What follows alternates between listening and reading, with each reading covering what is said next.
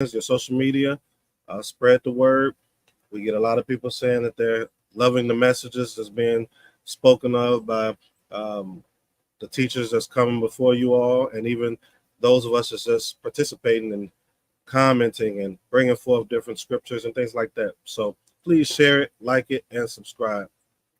If you're present right now, if you would write out what you're thankful for, we will post it and read it for those that's watching, and we'll go from there.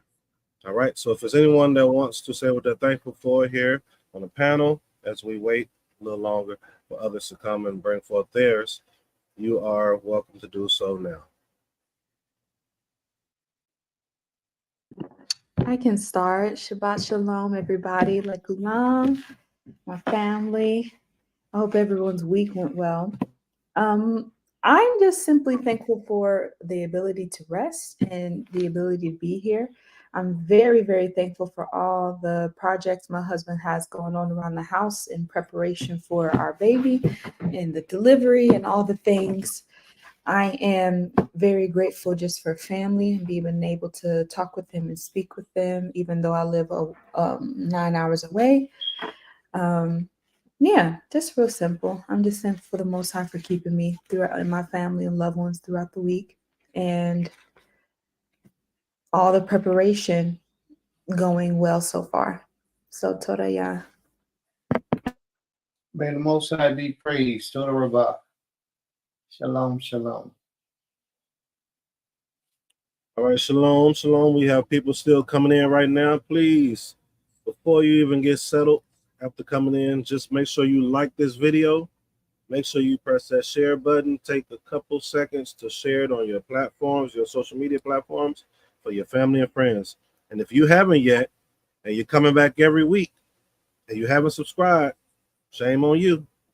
I'm kidding. Go ahead and please just subscribe right now.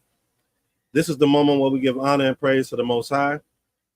Share with the family what it is that we're thankful for, because we're all doing this together. So one of the ways to accomplish certain things individually is to collectively share, right?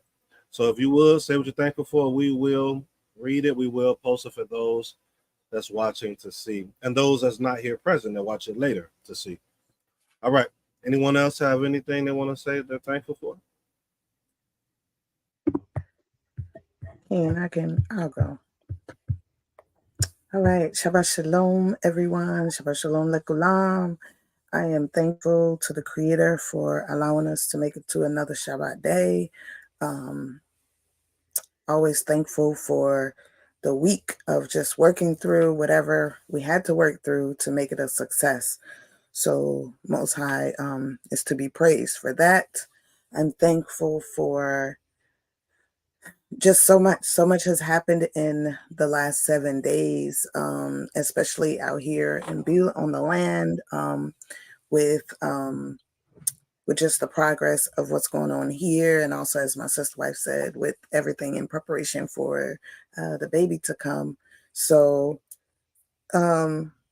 yeah, it's like a whirlwind of things happening, and just truly thankful.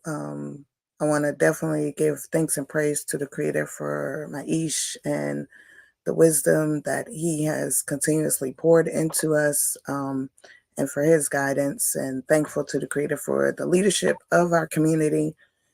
Thankful to the Most High for allowing my Abba to make it back to the United States this week safe, and he is resting and preparing for travel again in the next couple of days, which is a blessing to me because he's about to travel with my oldest son and my sister's oldest son to actually teach them. It's my son's second year going with my father.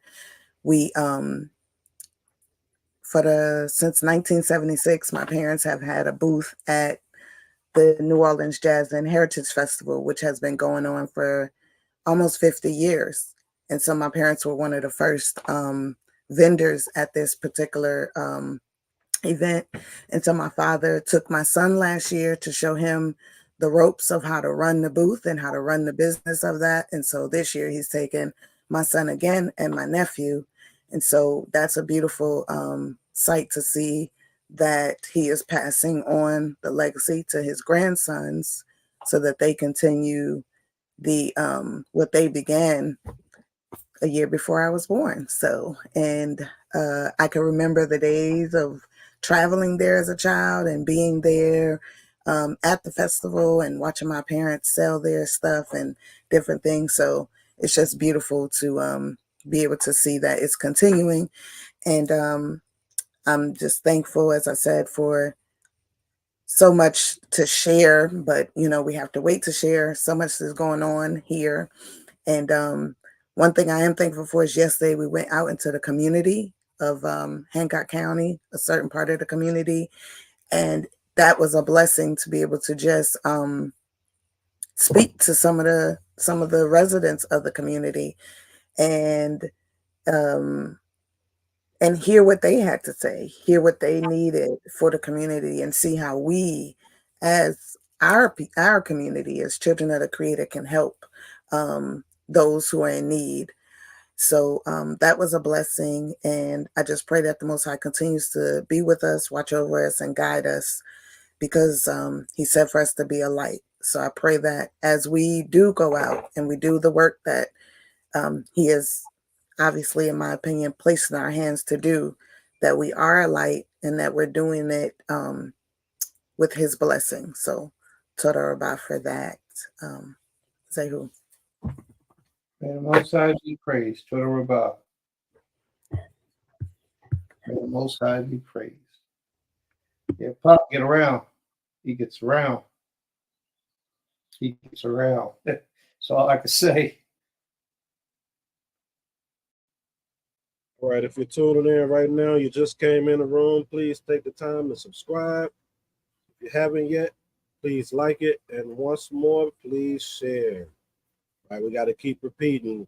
The Most High repeats to us as a people all the time things that He wants us to do. So we're supposed to learn from Him, right? So we got to share that with you all. Sometimes we forget to do it. Sometimes we're so engaged in the message of what's being brought out that we may forget to do it. So it's our job just to remind you. So if you haven't yet, please subscribe right now.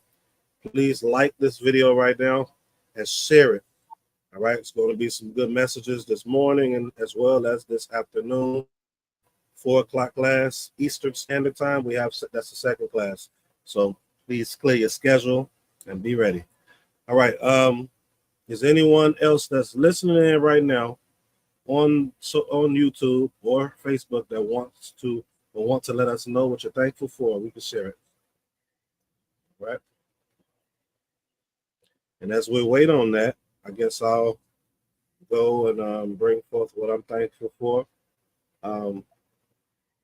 Just thankful for another moment and opportunity to experience peace. Most of us have a lot of things going on in our lives, and constant things going on with not a lot of moments to just sit still. A lot of times that's by choice, but a lot of us don't have those moments because we're not choosing to. So I'm thankful to have those moments to where I can reflect on certain things that can get me right back more in alignment with the Most High. So, and with the journey that He's put me on. I'm thankful for Beulah family. You all heard this been said so many times. It's almost like it's not believable. But this is a community that showcases true familyhood, if I'm using that properly, right? So I'm grateful for that. I'm thankful for that. And I look forward to see what the Most High has in store for us to do. To do in His name, to do for the people, to do here on Beulah, to do for the communities around Beulah. And as Princess said when we went yesterday, it just was pretty good it felt good because this is just a different path for some of us, right? And we're a lot of us already engage with people outside, but this purpose is a little different. What Princess is engaging in, and the Most High has put us around her, you know, to really go forward before the people in this subject, in this arena. So it felt good to really listen to the people, let them speak, engage with them, give them some of our nuggets, not all of it right now, because we understand you can run people away with too much. So it was good. I'm just thankful for that. And thankful for just life. And with that, I yield. May the Most High be praised. Toda Rabbah. Toda Rabbah. Do we have any in the audience? I think Aim Guitar is about to. It cut her off, so we just gotta give her a minute.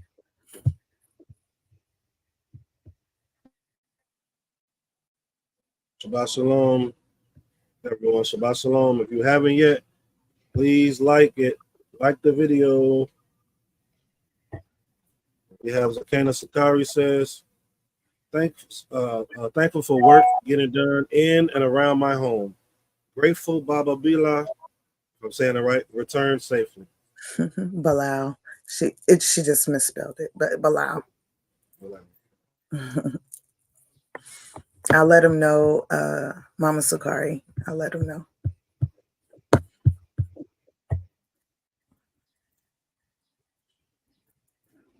All right. May the Most High be praised. That's it. Yes, No. you want to say something? Yeah.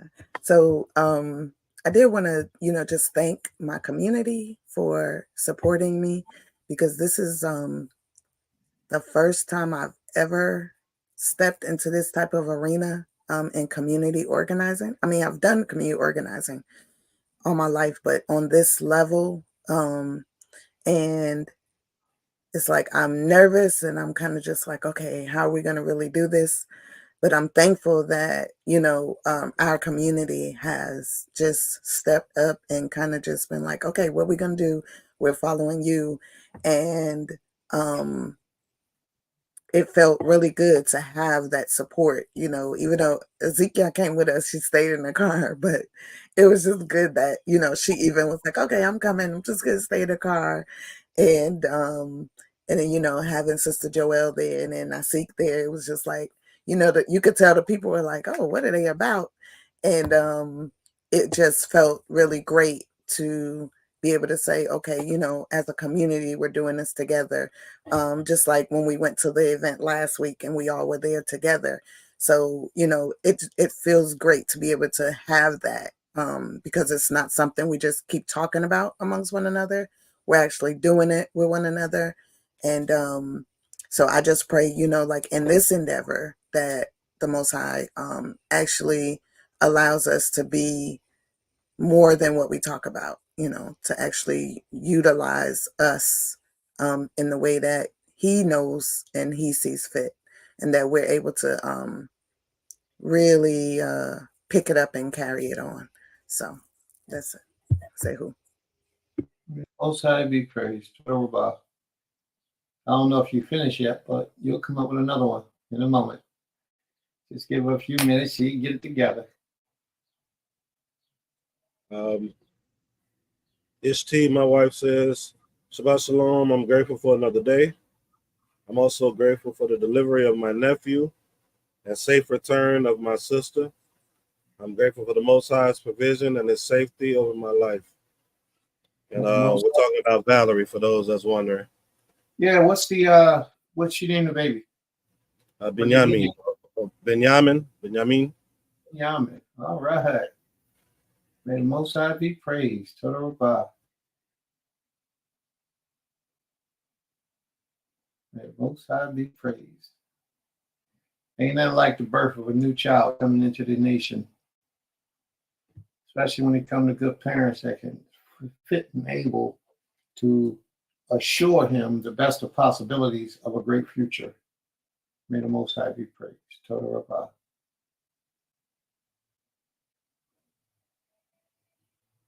Okay. Anyone else? No one else? That's it? Boy, look like we're going to get started early with this lesson today. Look like we get ready to get started early. May the Most High be praised. I thank the Creator for life. I thank him for portions of his wisdom, knowledge, and understanding that he shares with us. You know, I think a lot of us take life for granted. So many different things happen, and we don't really fully appreciate the benefit of having life. So many instances where your life could have been taken, could have slipped away from you. And every night when you sleep, you don't have to wake up. So this happens on a daily, consistently. And we have to realize that life is sacred. Life is special. It's a blessing. Even evildoers are blessed with life when they arise every morning. But they don't realize that they don't have to wake up. A lot of times when you sleep,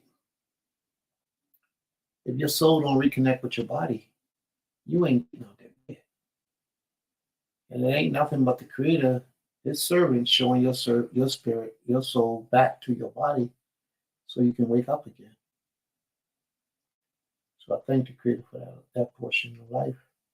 So much has happened this week, as the family just got finished saying. So many things have transpired over this week. They really holding back, y'all. They really holding back. They ain't really cutting loose, sharing all that stuff, that good news and all them beautiful blessings. They're not really giving it up to y'all like they could if they chose to. And, I think it's a thing where they like to be humble, They like to keep it down humble. But we got a lot of blessings. A lot of Creator really blessed us a whole lot just this last week. Within the last few days. But it seems like every day or every other day, a different blessing was dropping. Every other day. I mean, major things. Things that we have worked toward and had the potential to cause it to be. We put our minds together and the Creator made it happen. And it's a blessing. And not one of those things which I noticed, not one of those things was a one-man job. Everything was about cooperation between multiplicity of us. Several of us had to do each thing and each part to cause one reality to come into existence. And I'm grateful and thankful and very, very, very, very appreciative of the blessings of the Almighty that he's placed on our lives and the way he's looking after the beautiful land, taking care of us greatly. So may the Most High be praised. Total Rabbah. Is there anyone else that we need to address at this time? There we go. You might as well just take the mic, Iman. I don't even know why you're cheating yourself. You know you can't hold it in. Just let it out. Aim Couture. We'll do aim. She says, Shabbat Shalom, family. I'm thankful to the Most High for keeping me centered this week. It's very easy to get off focus, but the Most High is merciful. He always intervenes and on time to get us back on. Mm-hmm. Total Rabbah, aim. May the Most High be praised. May the Most High be praised. Iman, did you want to say something? No, he can read it. No, I ain't read it. Your turn. You got this. Do your thing. And reading it ain't going to be enough because you're going to have more to say after that. You know how you do. No, I'm actually, no. Okay. Well, I am thankful. We did get to see AIM this week. She came. So it was really, she just came and showed out as she always does. But like in our home chat that we have just for everybody that lives here in the community, right? My daughter put in, hey, anybody got any magazines? Because they have an art project that they have to do. And so then Sister Uzziah, whose daughter also attends the school, said, no, we need some too. And I was like, oh man, magazines are so expensive. I was like, we're going to buy a bunch of magazines just to cut them up. And then AIM came in and said, I have magazines in my storage. And so we were like, okay. She said, when do they need them? And we told her when. And she showed up a few days beforehand with all these magazines and newspapers. And she said anything for the children. So we're just so thankful that she showed up and brought the children their magazines and things and more stuff for us. And she brought games for us to have for the children. So we are just very thankful. So we're just very thankful for AIM coming forward. And I did post because I am thankful that my sisters and I, we took a break from recording our podcast. We had to just get back in the mode of everything. And so we are now launching a new platform for our podcast that is on our page solely, not someone else's. So we have 100% control. And we're launching our new our new season 3. And we recorded 3 new episodes at a new studio. So, that was just really good for us to be able to get back in the studio together. And then my son, of course, my oldest son, he's a videographer. So of course he came in with his friend and they videoed everything, and he edits our podcast every show. So thankful for him being able to come in and do that. And I'm just excited for that part too, because it's, of course, sharing with the family, the world, who we are. And we have some very good topics that are coming up. And the first 3 episodes are definitely going to be bangers for those who already tune in. And those who don't, Akre Shabbat, I'll give more information. So, ta-da. You gave all that information and you didn't tell them the name of the podcast. Okay. Because, the name of the podcast is Seeds of Revolution, Daughters of the Whirlwind. And that's Seeds with a Z and Daughters of the Whirlwind. But if you tune in, you'll get the backstory of how we came up with our name and who we are. Especially in this season, we go deeper into all of that. So, but yeah. All right. Very good. Thank you very much. May the Most High be praised. I wanted to talk about AIM for a minute. Oh, go ahead. Y'all go ahead. I'll talk about AIM in a minute. Go ahead. Gabriel Kaza says, I am thankful for cycles 3, 7, and 40. You want to elaborate a little bit, sis? I'm thankful for the cycle 3, 7, and 40. Okay. All right. Aim Katel says, always thankful for my beautiful family. Aim Kater. All right. Aim Kater. All right. So Aim Kater is our crown mother. That's who she is. And she lives anywhere from 50 to 100 miles away from Beulah Land. And she got a call and came out for some simple magazines, just to bring some magazines. Well, we could have went around the corner and brought some magazines, spent some money, and it would have been less than the amount of gas that she had to spend to come to all the way, travel all the miles just to bring us the magazines. You see the spirit she got? You see how beautiful she is? You see the energy she puts into the success of what we do? Beautiful woman, beautiful spirit, and she about it for real, for real. She traveled all the miles, took the time out of her day to get in her car and drive all the way down there. I don't even know how far it is. It's about anywhere between 50 to 100 miles. She's somewhere in that distance. Might be 80 miles, just to bring some magazines to some children so that they can complete their schoolwork. That's what I'm talking about. That's why she got that title. That's why she's put in that position of nobility, because she earned it. She's a heck of a woman. And you know what? Why am I blowing her up? Because I want y'all to get into the habit of blowing up our women who are exceptional with their behavior, with their attitude, and with their conduct. It's all right. Blow them up because they deserve it. Why wait till somebody pass away to talk about what they did at a funeral that only lasts a half hour? We're going to do it right now while they're alive. Blow them up because they deserve it, especially her. She deserves it. And we acknowledge her. We thank the Creator for her life and all that she does for the family. May the Most High be praised. Toda Rabah. Great job. Great job. All right. So is there anyone else?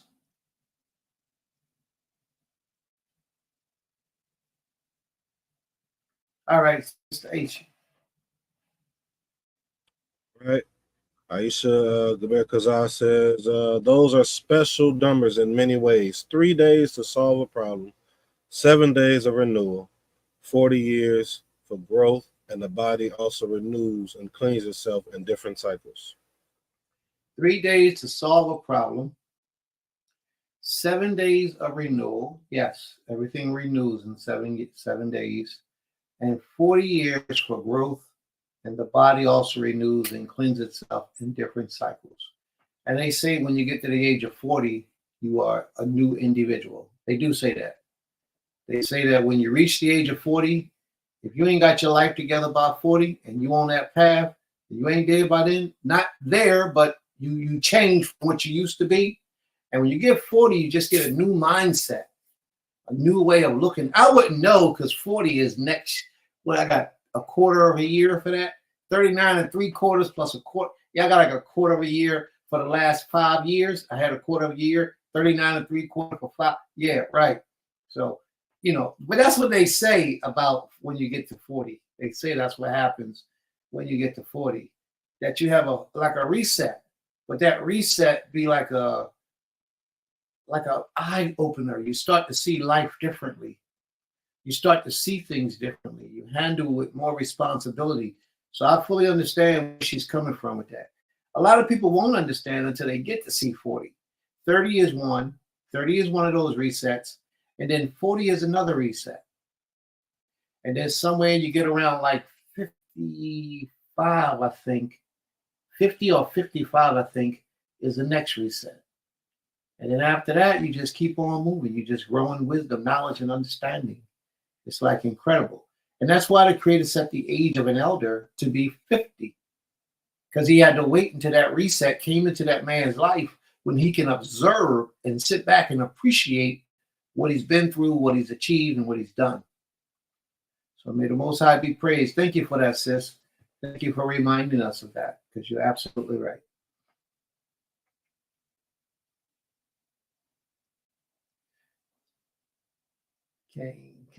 Okay. That's right. She's been with us since the beginning of Zoom, and y'all know we ain't on Zoom no more. That's been like 2.5 years now, going on 3 years. Yep, she was with us before that, though. Okay. Yeah, well, yeah. I think we first met her, we was in Florida. We went for that Unity Shabbat in Florida, and that's when we started. Yep, that's exactly what it was. May the Most High be praised. I remember seeing her sitting in the audience, right on the left-hand side, right down the aisle. Yep, I remember. All right, may the Most High be praised. Let's move on, y'all. So we have a wonderful class scheduled today. We're going to get started. We're getting started early. We have a wonderful class here. Naseekh is going to be coming in, and the title of the class is "This I Know, that thou art a man. By this I know that thou art a man of Elohim, and that the word of the Most High is in your mouth is truth."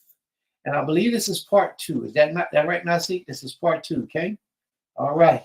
So get your notepads, your pens, your papers. Get ready to go down the journey, because we're going to take you on a journey this time, and we ain't going to stop till we complete the show. We're going to do our very best to give you enlightenment and how you can build your path closer to the Most High in an expedited amount of time, getting the full value and appreciation of a long amount of time. We're going to try to expedite it. You know how when you go to college, they give you those classes, accelerated classes, where instead of the whole 15 weeks, they give it to you in 5 weeks. They accelerate, give you double the work. That's what this is right now. But we're going to be patient with you. We're going to slow walk you so that you get the full value of the message. Now watch this. May the Most High be praised. I turn it over to you, my brother.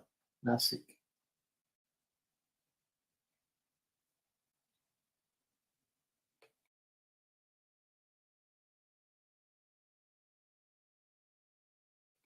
You got your mic on, bro? You. Oh, wow. First, I want to give honor to the Most High power of Abraham, Isaac, and Jacob. And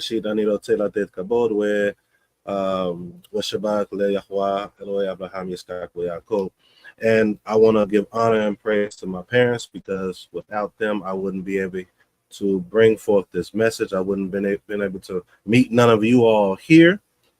I want to give honor to Chief Prince Evelyn Belewi Adekia, honor to my Chief Elder, Moy Shalem, Make prayers go out to him and his family. And also I want to give honor to Prince, the spiritual leader of Beulah Temple Kifarim, spiritual leader of Beulah Land. All right. So before we get started, some of you may recall that I was talking about the Mount Rushmore. So during the lesson or after the lesson, maybe we could go over our Mount Rushmore. If you have not put your Mount Rushmore together of the individuals of our history within the Tanakh. So get your Mount Rushmore together. And then Prince had throughout there a Mount Rushmore of our current leaders of today, or within us being here in the United States. So let's try to get that together too. It may be harder if you're not big on the history of us here, but it can be present. All right. So we were in the story dealing with Eliyahu, Elijah. And the title is, "By this I know that you are a man of Elohim, and that the word of the Most High in your mouth is truth." We saw quite a few things dealing with Elijah. Eliyahu. We know the woman in what chapter was that? When he had brought forth or revived her son. This is one of the main. 4 or 5? I'm sure it was 4. Let's see. It may be. Let's check it out really quickly. It's going to be actually chapter 17. We can revisit it really quick before we actually get started.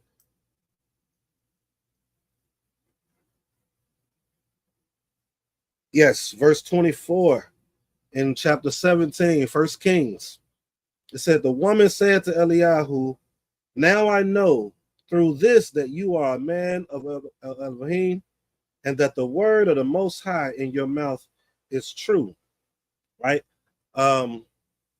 She had did a few instructions that he had told her to do, and through the instructions, because we see that often within our culture, within our Tanakh, within our literature, that the instructions and the obedience of these instructions, most times is what grants you the things that's desired, as long as it's in alignment with the Most High's desire, or the things that's needed.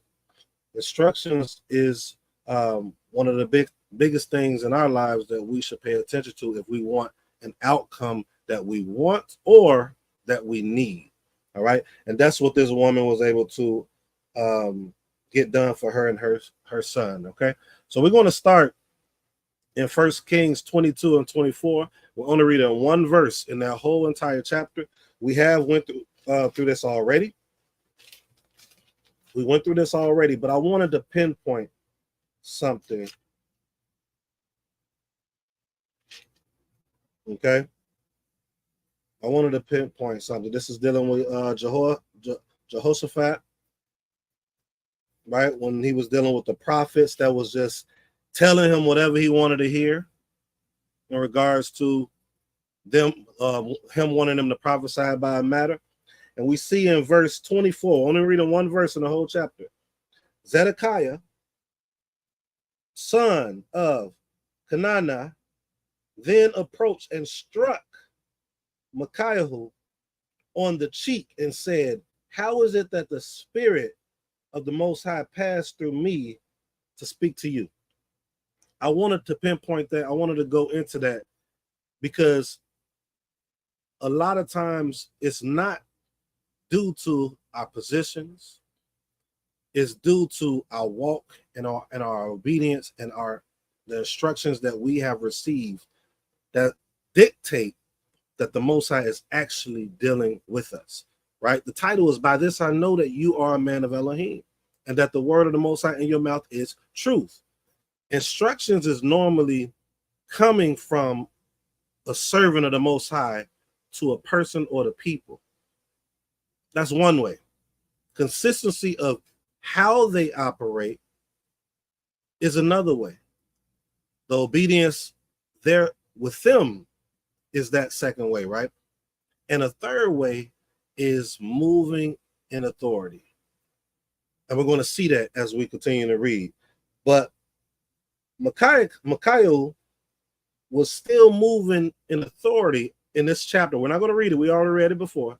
In this chapter, he still moved within authority even when he got smacked.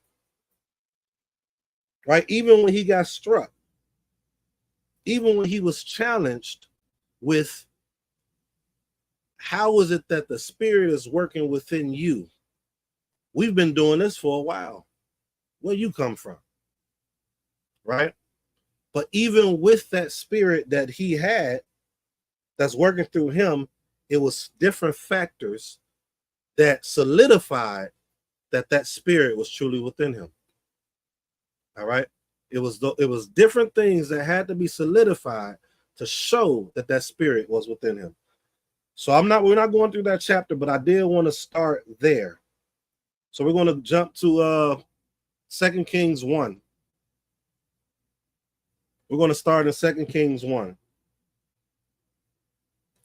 But I thought it was important for us to kind of see that we see examples of all these men and or women of the Most High within the Tanakh. They always stood their ground, right? We shared a video of a portion of the lesson. Actually, I think it was a portion of what we were speaking of or what we're thankful for. And Prince had brought it out. And in that, make sure you all go back to the last two videos that were shared on this channel. And he was saying men will be men, right? And what he was bringing out is you had to stand on what it is you know that you're supposed to, how you're supposed to operate as this man of the Most High. You have to stand on that. But it has to be things attached to what you're standing on to solidify that what you're standing on is valid and valuable. Valid and valuable to the people. All right. So let's go ahead and go to 2 Kings chapter 1. Chapter 1.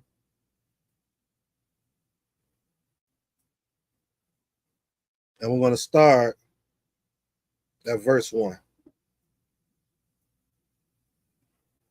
All right. And it says, Moab rebelled against Israel after Ahab's death. Right? Ahaziah fell through the balustrade of his upper chamber in Samaria and took ill. He sent messengers saying to them, go inquire of Baal-zebub, the power of Ekron, whether I will recover from this illness. An angel, a messenger of the Most High, then said to Eliyahu the Tishbite, arise and go up towards, or Elijah, you all, arise and go up towards the messengers of the king of Samaria and speak to them. Is there no power in Israel that you go to inquire of Baal-zebub, the power of Ekron? So the Most High is telling him, or the messenger is saying, the messenger of the Most High, go to this individual, go to him, Ahaziah, and ask him, wait, is it no one to speak? Is there no power of Israel any longer that you're going here? Right? We have a power. The Most High power is ours. The power, the Elohim, Abraham, Yitzhak, Yaakov. We should not go anywhere else. But we do it. We did it then, what we're reading on right now, and we're doing it today. And a lot of us are not aware of it. Right? Therefore, thus said the Most High of Ahaziah, the bed unto which you have climbed, you shall never go down from it, for you shall surely die. Eliyahu then set off. The messengers returned to Ahaziah, and he asked them, why have you returned? They answered him, a man came up toward us and said to us, go and return to the king who sent you and speak to him. Thus says the Most High, is there no power in Israel that you send to inquire of Baal-zebub, the power of Ekron, or the mighty one of Ekron? Therefore, the bed unto which you have climbed, you should never go down from it, for you shall surely die. Why is he dying? Because he's going and trying to serve or inquire of someone else outside of the Most High. That is what's happening right here. Literally. Verse 7, he asked them, what is the appearance of the man who came up towards you and spoke these words to you? They said to him, he was a hairy man with a leather belt girded on his waist. Hezekiah said, he is Elijah or Eliyahu the Tishbite. So they know of who he is. They know of his name. They know of what he has accomplished. They also know, and they base what they know off of what his attire is too. So Hezekiah dispatched to him a captain of 50. Along with his 50 men, he came up to Eliyahu, and he was sitting at the top of a mountain. And he said to him, man of Elohim, the king has spoken. Come down. Why is he sitting upon a mountain? A lot of people are not used to, from my opinion, not saying it's a fact, a lot of people are not used to even the men of men of the Most High, right? Men or women of the Most High, speaking, dealing or spending, I should say, quality time in meditation, what it might be, or time with the Most High. What he's doing, he's spending time with the Most High, right? This is my opinion. So they know where he's going to be. They know where he's going to dwell. They went to the mountain and to where he was at, right? And it says, man of the Most High, the king has spoken, come down. Eliyahu responded and spoke to the captain of the 50. If I am a man of the Most High, let a fire descend from heaven and consume you and your 50 men. A fire then descended from heaven and consumed him and his 50 men. Ahaziah repeated and sent another captain of 50, along with his 50 men, to come. He spoke up and said to Eliyahu, man of Elohim, thus said to the king, come down quickly, or thus says the king. Eliyahu responded and spoke to them, if I am a man of the Most High, let a fire descend from heaven and consume you and your 50 men. The fire of the Most High then descended from the heaven and consumed. What are you all noticing right now? He's not even inquiring of the Most High right now. He's just speaking with authority. He did not go into prayer at this moment. He just said, if I'm a man of the Most High, let this happen to you. And as soon as he did it, according to what we can read in our literature, it happened. That is an element of belief, but that element of belief is birthed from the relationship that he truly has with the Most High. What is your relationship with the Most High? What is our relationship with the Most High? Are we just living our lives day to day and doing whatever it is we want to do? And the only reason I'm challenging this, right, is because we were speaking on a lesson before, and we was talking about the common individuals, the common men and women. They didn't necessarily read the literature like that. You know, they went to the priests, they went to the prophets and things of that nature, right? Or those that claim to be men and women of the Most High, they went to them. A lot of them didn't even say that they would say, can you speak to your Elohim? And they're the people themselves. But I'm challenging those of us, because many of us say that we have the Spirit of the Most High. Many of us say that the Most High is speaking to us. That's what many of us will say. So I'm challenging that. What is your relationship with the Most High? Are you able to speak in this manner the way that Elijah is doing? Right? I believe we're capable of it. I believe some of us are doing it. But if you're going to be men and women of the Most High, then we need to accept and take that authority that the Most High gives those of us that are close to him and utilize it for the people, utilize it for the Most High's will. Right? It says, Elijah responded, verse 12, and spoke to them, If I am a man of Elohim, let a fire descend from heaven and consume you and your 50 men. The fire of the Most High then descended from heaven and consumed him and his 50 men. And he repeated it a third time. A third captain of 50, along with his 50 men. This third captain of 50 went up, arrived, and fell on his knees in front of Eliyahu and entreated him and spoke to him. Now, this is interesting. Sometimes it takes for people not to see, right? And they just don't see. But then those that are among them do see it, and they humble themselves. But that's not everyone. Even if you are a man or a woman of the Most High, that does not mean that every individual is going to know it. It does not, even if they're told that this person is a man or woman of the Most High by other individuals, it's going to take for them to realize it themselves, or someone around that person that said it but doesn't care. Someone else might get touched and understand how they're supposed to move. That's what we're seeing right here. Right?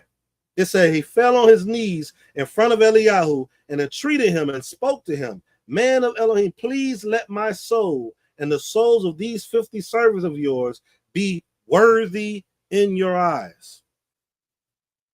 Be worthy in your eyes. We speak about that a lot here, Beulah. Right? Prince speak on it a lot. But that's not a word that we hear many of us saying. That's not a word that we hear. That's not a word that you hear many teachers teaching about.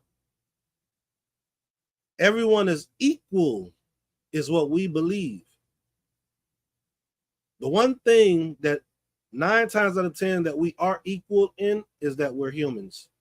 That the Most High has given us a breath of life within us so that we can live. That the Most High is our power, right? Those as Yisrael. But the problem is we think that everyone is on that same level. Or you know what? The verbiage is what people don't like, the equal, the word equal, right? But we understand it in the regular world. When we work at jobs, we understand that we're not on the same level as a CEO. We understand that we're not on the same level as our area manager or supervisor.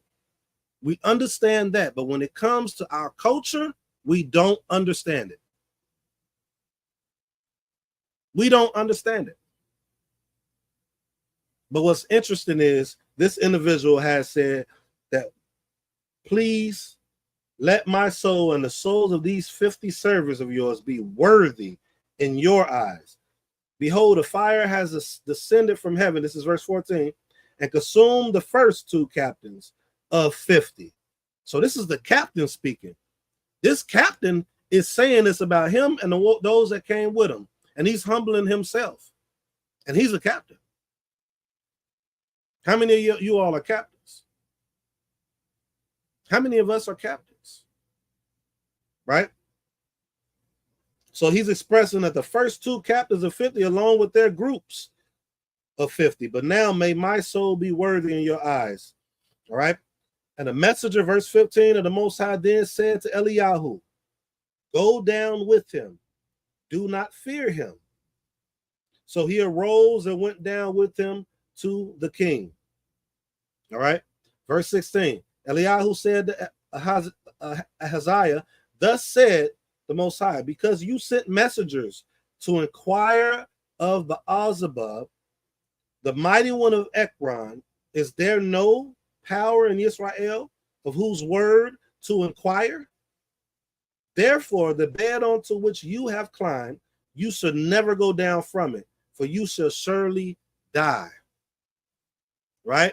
Exactly, Gaber Kaza. It was that 3rd time. And it's interesting you brought that out before we even did the lesson.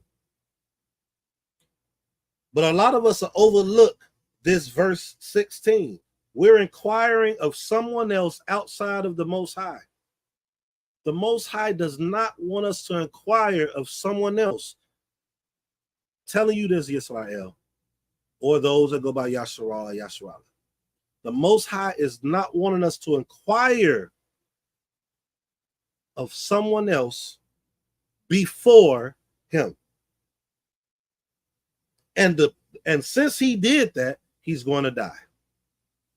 Just take a moment and think about that. Since he did that, he's going to die. I believe we're going to stop at that verse anyway. One more verse. Yep, we're going to stop there. We're going to stop there. Any questions or comments so far on what we've been reading? I was using that to just bring out the importance, right, of a couple different things. One of the main things is he's inquiring of someone else as though there is not a power over everything within Yisrael, which is the Most High power. That's one. Two is we see that Ahaziah is still sending individuals, even though he know who the Most High is dealing with, which is Elijah. And he's trying to command and not come humble to Elijah, right? Not come humble. Not he's sending these individuals to command him to come down. But it took for somebody outside of Ahaziah, which is a captain of him, to humbly go before him and bow to him and ask him to deem him and his men worthy. Those are the 3 points I really wanted to bring out. Any comments? Any questions? Okay. Is Ahaziah, was he king over Israel? Yeah, so Ahaziah is a king because Ahab died. Right, but Yeah. king over Israel, right? Not I'm just confusing the names, I think. Yeah, he's of the I forgot what tribe he will be from. Okay. But yes. Prince, if there's any correction, let me know. But that's from my he's the son of Ahab, right? He became king over over Israel and Samaria. Yeah, the northern kingdom. Okay, and you could find that at in 1 Kings, the last chapter. It speaks on that.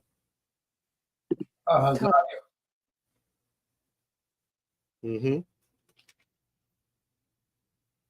Any other comments or any other questions? Anything that sticks out to you in this chapter? Anything that resonates?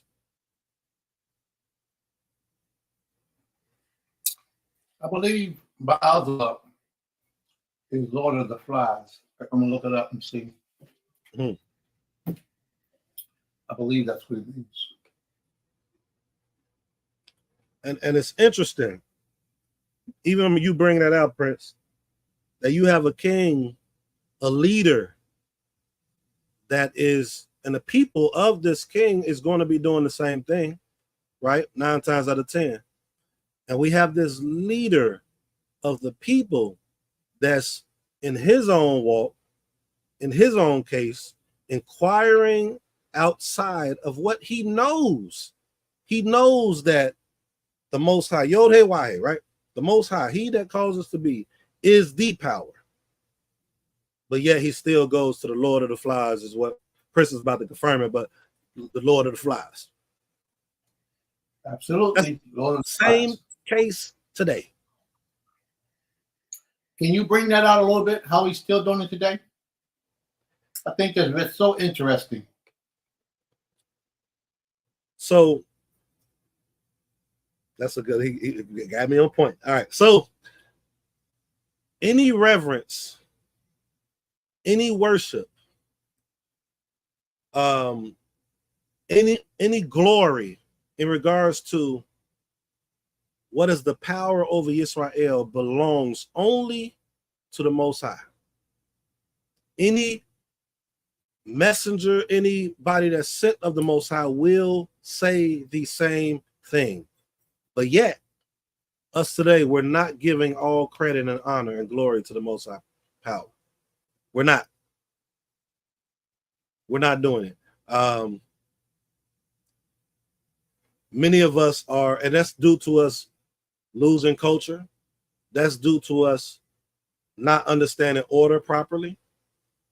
Because if we understood order, we'll know in what direction that praise, that honor, that glory belongs to solely and firstly. So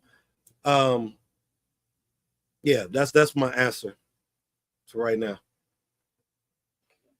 I don't think we heard the answer, or maybe it was just me. My Wi-Fi might have went out, but I couldn't understand what you were just saying just now. You didn't hear what I was saying, or you said I didn't elaborate good enough? No, I think my Wi-Fi is going in and out. I'm not sure. I heard you talking, then all of a sudden it ran past real fast, and then I heard you say, "That's my answer." I don't know if it was me. Anybody else can contest to that. If anybody else experienced that, Wi-Fi. I heard it. All right. All right. Did it happen on your end, the Bear Autumn? Were you able to hear it? Kane, I heard it as well. All right, then don't worry about it. Just gotta repeat it. It's cool. Thank you. And Bear, yeah. So I hope if for those that's listening in, am I clear to you all before we go to the next chapter and that question that Prince had me elaborate on? Anyone in the audience, did I expound on it clearly for you, or would you like me to go deeper in what I'm trying to say or what I'm conveying? I give you a couple seconds to respond to that. And as they're doing that, you all, we're going to be going to 2 Kings chapter 2. So I'm giving you all a couple seconds to let me know if that was clear enough, what I was conveying, or if you would like me to go a little deeper or more direct.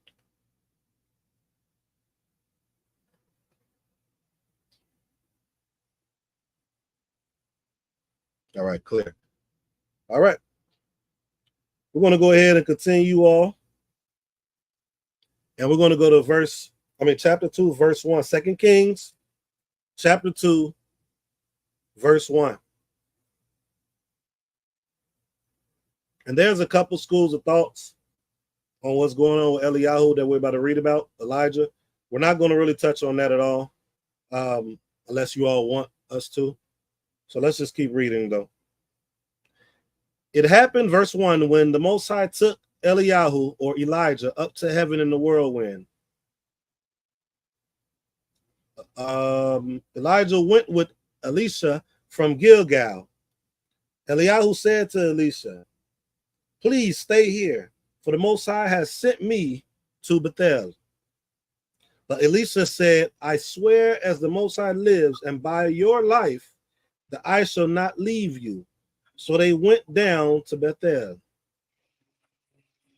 The prophet's disciples who had been in Bethel came out to Elisha and said to him, "Did you know that today the Most High has taken your master from upon your head?" He said, "I know also, be silent." Eliyahu then said to him, "Elisha, please stay here, for the Most High has sent me to Jericho." But he said, "I swear as the Most High lives and by your life that I shall not leave you." So they came to Jericho. The prophet's disciples who had been in Jericho approached Elisha and said to him, "Did you know that today the Most High has taken your master from upon your head?" He said, "I know. You also be silent." Elisha then said to him, or Eliyahu, Elijah, "Please stay here." That's that third time. "Please stay here, for the Most High has sent me to the Jordan. He said, "I swear as the Most High lives and by your life that I shall not leave you." So they both went. We see 3 occasions that Elisha is saying to him, is letting him know that he's here. He's not going anywhere. Elijah is telling him to stay and to go. Stay here. Individuals around him is the other prophets. The other disciples of the other prophets, I should say, I won't go into my own opinion, but they're saying that he's going to be leaving, and he's saying, "Hey, go ahead. Bring it. Yeah, I'm gonna hold that one. I'm gonna hold that one, Chris. But he's there. These three individuals are these disciples. These three instances. These disciples of these prophets are kind of just like rubbing it in his face, in my opinion. I'm going to bring that out as we go forward and kind of tie that into why I believe that to be the case. But he's saying be silent. In some of you all's books, you're seeing an exclamation point. Of course, in Hebrew, that's not what it's saying, because it doesn't have an exclamation point. But I believe it's a reason for this exclamation point. Eliyahu or Elijah is seeing something or is getting bothered by these individuals saying this. We're going to see something later. Let's keep going, though. So that was the third time that he had said that to Elijah. And as we can see, if you see in the past, remember Moshe and Yehoshua?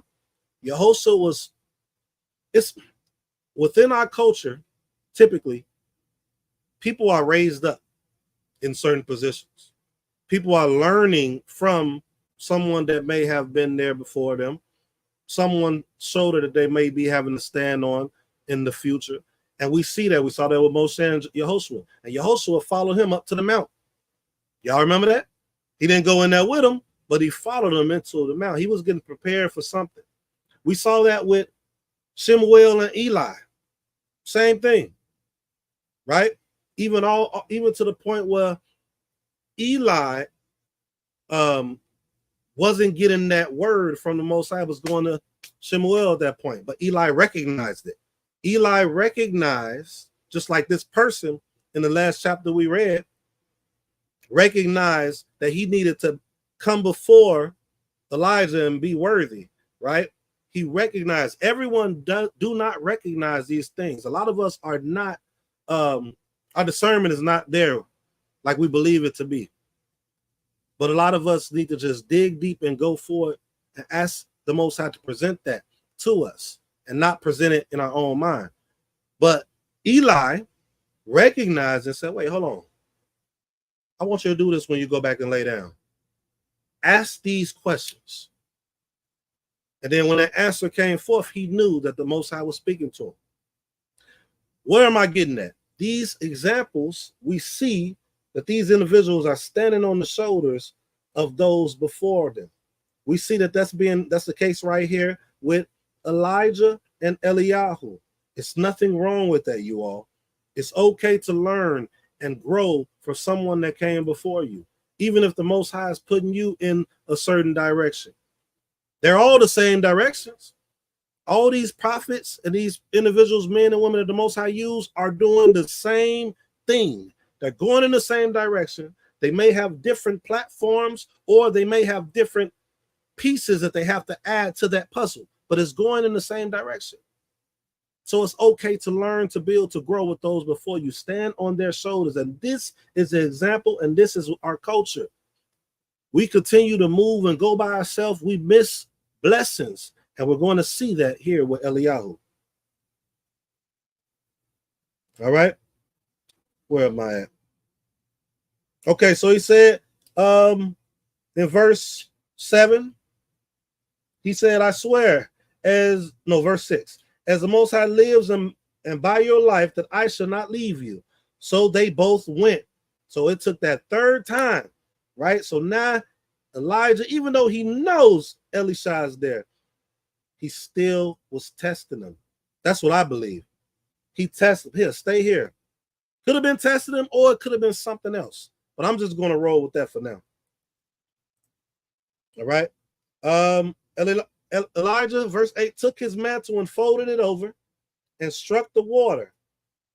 Oh, well, let's go back up to 7. 50 men of the prophet's disciples went standing opposite them at a distance, and the two of them stood at the Jordan or Jordan. Elijah took his mantle and folded it over and struck the water, which split apart his way, and they both crossed over on dry land. As they were crossing, Elijah said to Elisha, request what I should do for you before I am taken away from you. Let's stay there for a second. Did we see anywhere that Elijah inquired of the Most High to part this sea, or not even sea, this river of Jordan? right? How deep is this Jordan River?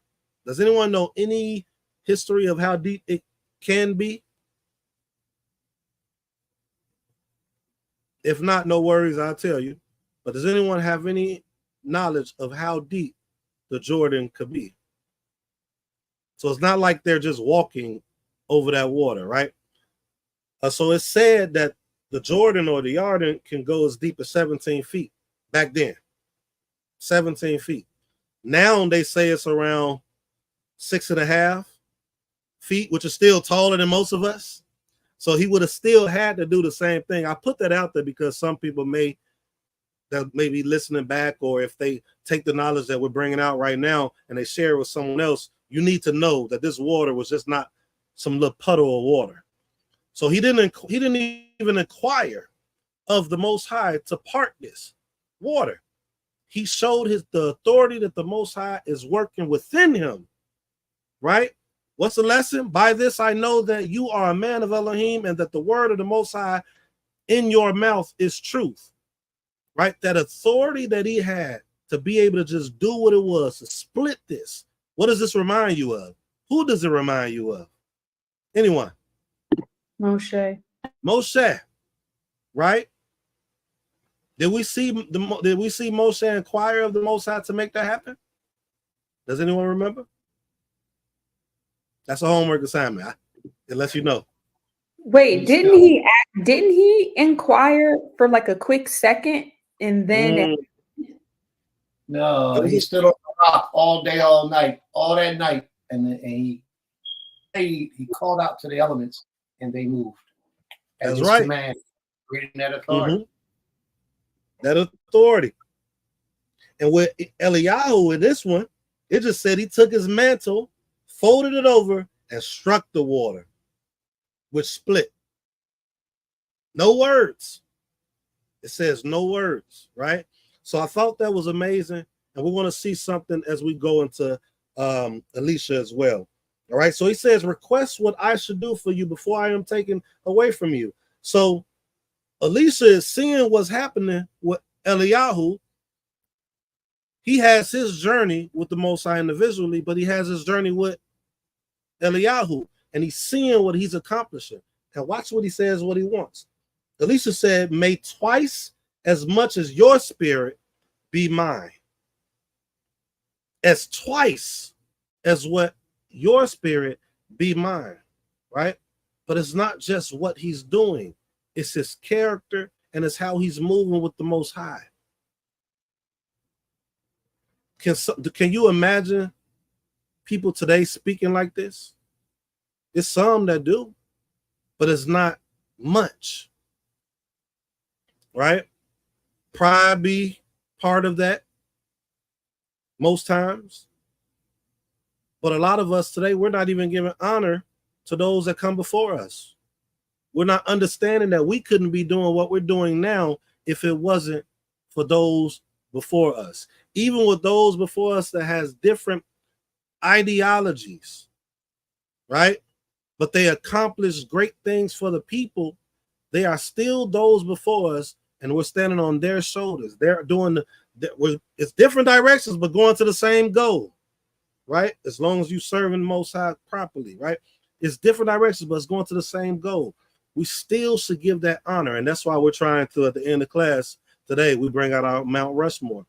We could take time to do the Mount Rushmore here in the United States, but we should do that. These individuals need to be honored so that those children that we have after us are aware of not only us, but those before us, because we should all learn. We could all pick and learn to add to that puzzle that we need for us to thrive. All right. So he says, I want twice the spirit, twice of your spirit, double your spirit. Eliyahu said, verse 10, you have made a difficult request. Hold on, let me make sure I'm not going too far down. Okay. You have made a difficult request. If you see me taken from you, it should be so for you. But if you do not, then it will not happen.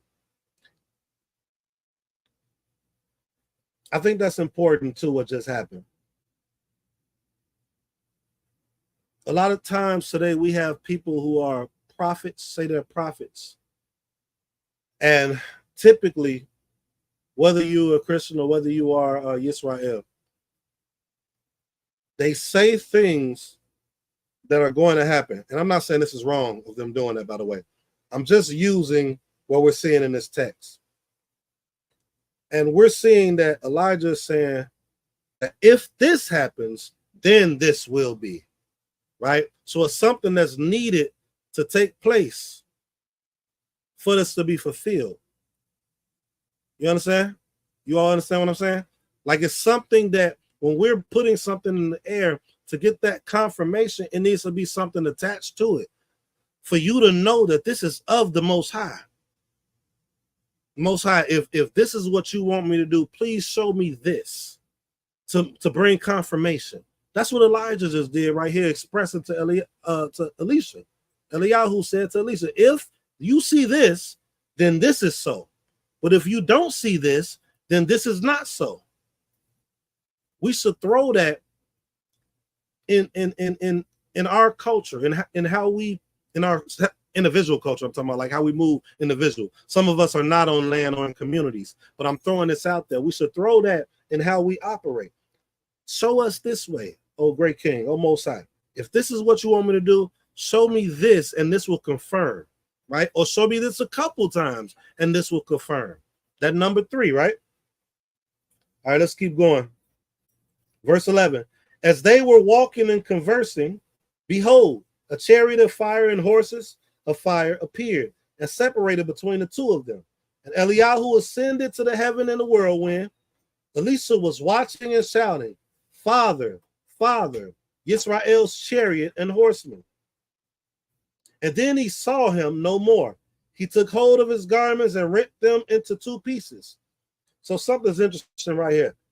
Was he saying Father to the Most High?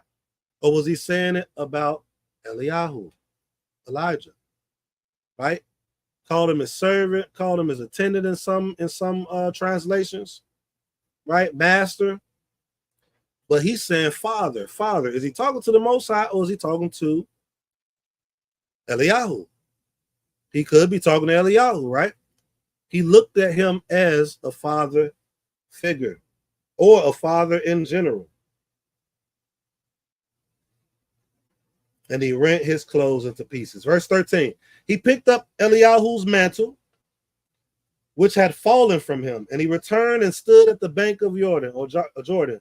He took Eliyahu's mantle, which had fallen from him, and struck the water and said, where is the Most High, the power of Eliyahu? He too struck the water, and it split apart this way and that. And Elisha crossed over. So we see that he took the mantle. It's funny that he say he took the mantle, but he took the mantle of Eliyahu. And typically, you all remember when Aim Qatar was elevated or ordained, however word you want to use. It was something. It was voiced right before the people in some sense. And we see that he asked for a double portion. And we see that Elisha kind of confirmed it by first acknowledging that this power is of Eliyahu. And the Most High confirmed that this power is present within him by allowing what Elijah did for him to do the same exact thing. That was a confirmation right there, right? Sometimes we move with no confirmation. Sometimes we put ourselves in a position with no confirmation. We need confirmation. And sometimes we need confirmation outside of ourselves. He asked Eliyahu a double portion. He then inquired of the Most High, where is the power of Eliyahu? That third confirmation was doing the same exact thing that Eliyahu did with his mantle by striking that water, and then it split. Those was multiple confirmations. It was just not, well, I prayed on it, boom, I'm that. We need to take note of this, you all.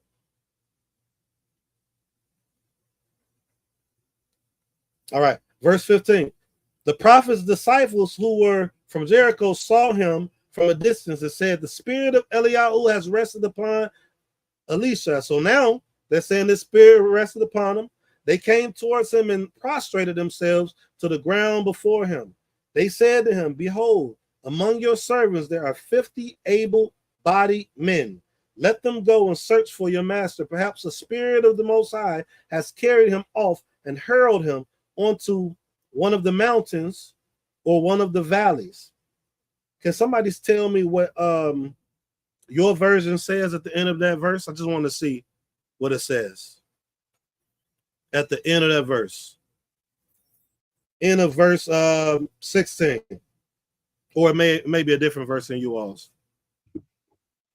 Mine says, and he said, ye shall not sin. You want that or the whole Okay, the thing? one before that, the verse before that one. The verse before that one. 15. Uh-huh. He says, and they came to meet him and bowed themselves to the ground before him. Mm-hmm. Keep going. 16 says, and they said unto him, behold, now there be with thy servants 50 strong men. Let them go, we pray thee, and seek thy master, lest peradventure the spirit of the Most High have taken him up and cast him upon some mountain or into some valley. And he said, ye shall not sin. All right. Told her about. So I brought that out because I know it's a couple schools of thoughts as to. Well, I said I wasn't gonna go there. Okay, let's put a pin on that one. Let's keep going. Told out for that read. I just wanted to see what it said at the end of your version. Okay, so it says, but Elisha said, don't send them. They badgered him until it was embarrassing to refuse. So he said, send them. They sent 50 men who searched. So he knows that you're not going to find them. He knew that you were not going to find them.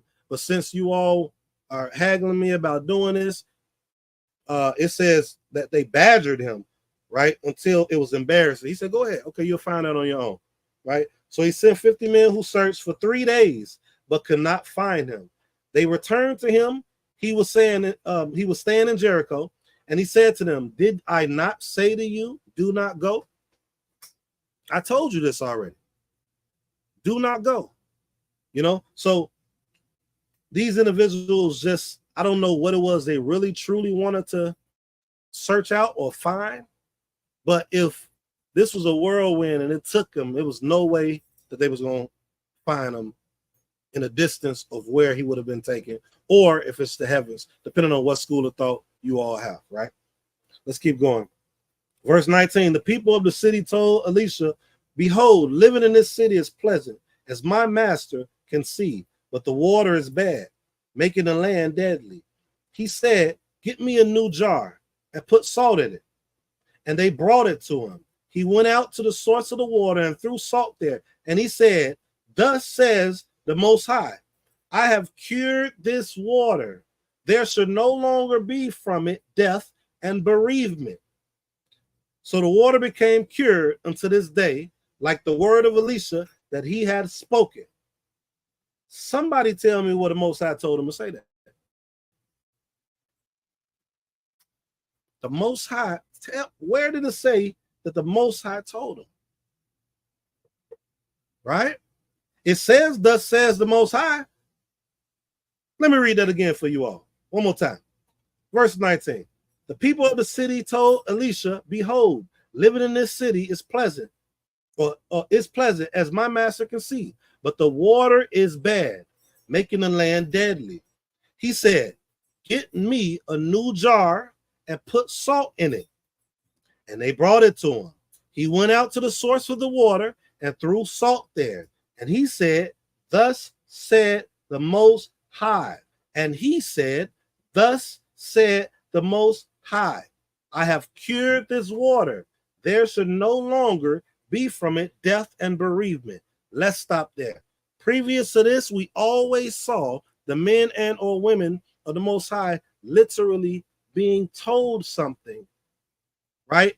in a sense to where they was having a conversation with the Most High. And then they will come to the people, because we're going to see that going after too, and then share it with the people. That's what we will see in our literature. But we don't see that here. Elisha has a double portion.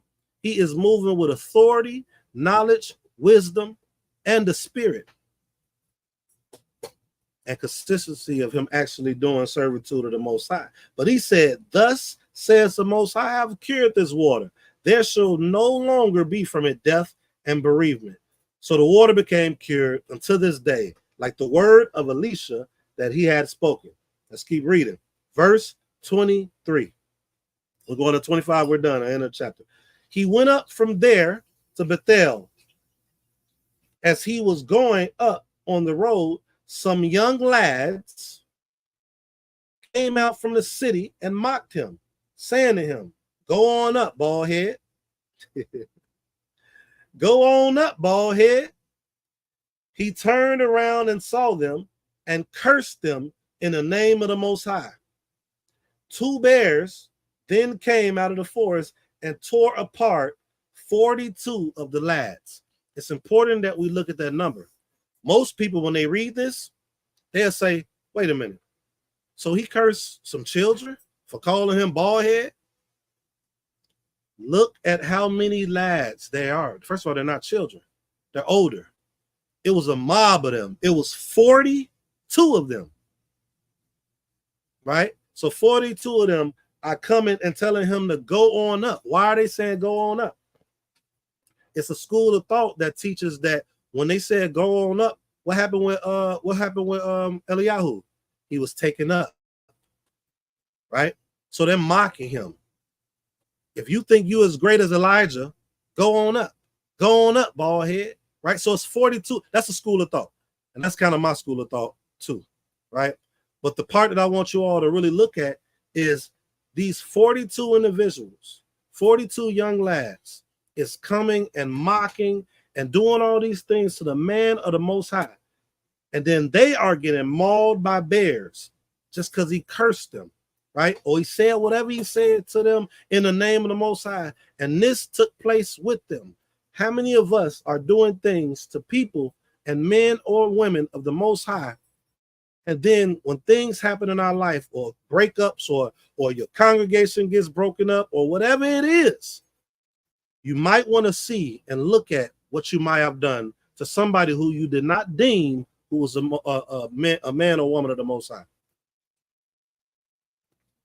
A man or woman on the Most High. So 42 lads is the reason, I believe, that when he cursed them in the name of the Most High, it was 42 of them. It was a mob of them at him. We don't know how it really was in person. We don't know what they technically did to him, but we know that the Most High defends his own. All right, you all, that's the end of that chapter. Is there any comments? Any comments, any questions? One thing I wanted to bring emphasis on was that he had the power over the animals. He prayed to the Creator, and the Creator allowed the bears to come out and defend him, to destroy those young boys. It's just awesome how the prophets of the Most High are distinguished from all the other prophets throughout the earth. It's deep. We always had powers that was beyond like supernatural powers. And I always said that to be an Israelite in its fullest potential, you will be mistaken as a witch. People will think that you're working with some dark magic or something, and you're not. You're working with the Almighty, but he gives that authority to us as his children, as his servants, his obedient ones. You're bringing out a lot of strong points today. You also brought out a point about the chain of command and how a lot of people think that they're what they're not. You know, I thought you were going to jump on it for a little while, but you mentioned it and moved on, but I would have loved to hear that. because I know you got a lot of juice inside you in reference to that. You know, that would be a good point to hear. So I guess maybe if you can clarify that or speak on that a little bit more, then maybe my soul will be satisfied. So I'm going to shut up now. Thank you. May the Most High be praised. Most definitely. So I guess once I can bring out to kind of put emphasis on that is an example with Moshe's father-in-law. And you all remember when he was taking on a lot and he put certain individuals, captains and things of that nature over the people. And those people had to go through them before they even went to Moshe. It had to be the toughest and the hardest matters. They understood that culturally and customary, it was customary for them to understand their chain of command in establishments. And many individuals who may not have these things, that was this appointment or this appointed ordination or whatever it might be that was given, they kind of try to superimpose themselves as doing so. And that's not our culture. That's not the rulings, the law, you know, that's not even within the spirit, because a lot of people, they separate the law from the spirit. They think the law is not spirit, but the law is spirit. The things that is established from the Most High, all of it is a spirit. What makes it lacking spirit is those that are in charge most times. If it's shifted and it's not done in sincerity, if it's not done in order, and if it's not done with the people in mind first. A lot of the kings, a lot of the leaders, they pollute the law. So I'm saying this because a lot of individuals, they move that law and they go spirit, spirit, spirit, but you need the law, you need the order, you need that hierarchy. Hierarchy is important, and that chain of command is important. You cannot supersede a chain of command at all if you are within this culture, period. And the best example, because again, we keep forgetting or we keep throwing away when we come into the walk what that means. But when we work for somebody else, we understand it completely. When we work for someone else, we understand chain of command. We understand it. But when it comes to this, we don't. So if you wanted to elaborate more on it, Prince, that's kind of where I was going with it. Again, I do believe that there's many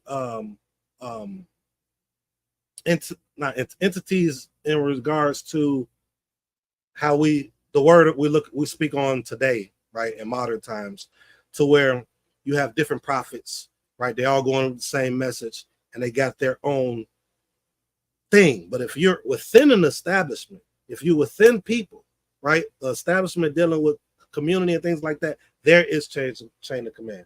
And we got to do the same thing that we'll do if we work for somebody outside of us. We need to do it if we're establishing ourselves as a people. There is chain of command. And we're seeing it all across the board. That's why I use the examples of your Moshe and your Joshua. I use the examples of Moshe and all the elders beneath him that he put in established due to his father-in-law. That's why I use the Eli and the Shemuel, right? These positions are there, and it's the shoulders that's being stood on those that's before them that have the positions that's over them, right? And it's carried on going forward, but that chain continues. That chain of command continues. So if you have anything you wanted to add, Prince, go ahead. No, you did a great job. Thank you. Total Rabah. All right. Any more questions? I see Gabriel Kaza says, yes, it is interesting how people fail to correlate their bad fortune to their bad deeds. The people who the Most High protects has favor of. All right. Yeah, I wanted to Salakli, I wanted to what I got from this chapter, which stood out to me, was just what, both you and Maish brought out, the spiritual connection of the order, and the fact that yeah, the Most High did not go before the Creator. He went and did his job. He knew what job he had to do, and pointing that out and making it clear, like when it came to the waters of the Yarden, how he didn't beg for the Creator to split it. He took the power within him, that he knew what was in him, and did what he was supposed to do. And it wasn't, and it's clear that it didn't overstep his boundaries or who he was. He didn't go, past the Creator, or he didn't do the Most High's job, but he did the job that was assigned to him. So I think even in that, it's a reminder that, the job that's assigned to you, it will come naturally to you. But if you're trying to do a job that's not assigned to you, then the progress won't be the same. So I think that's important too, to remember your job, to remember your path,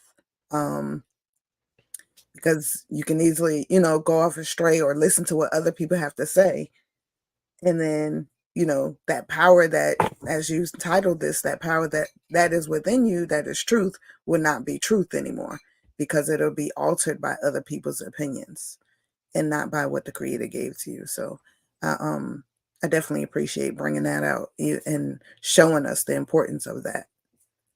Okay. All glory to the Most High. All right, you all. If I would there's like, nothing else. Oh, go ahead. sorry, luckily.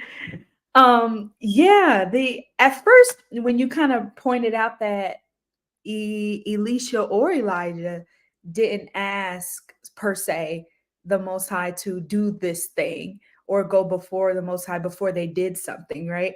At first, my thought was, oh, that would be like, is that offensive to the Creator? Like they didn't ask, they didn't inquire or anything, they just did it, right? And so that was kind of my first thought about it, like, oh wow, maybe that's offensive. But then after this conversation, like breaking it down, it's actually not offensive. And I'm not going to beat a dead horse because everybody already said it, but that power was already granted to them and that power was already within them. And I think the most important part for me was they knew their relationship with the Creator, period. So regardless of whether they asked or didn't ask, right? They already knew where they were with the Creator. They already knew what power the Most High allowed to be bestowed upon them. So it's like either way, right? So that was that. And then my Bible does say children. I think you read out children as well when they got cursed in the bears, or you didn't? No, young lives. Yeladim or Banim will be children in Hebrew. Okay, yeah, mine definitely says children, and I was like, yeah. Oh wow, that was really aggressive for a punishment for children.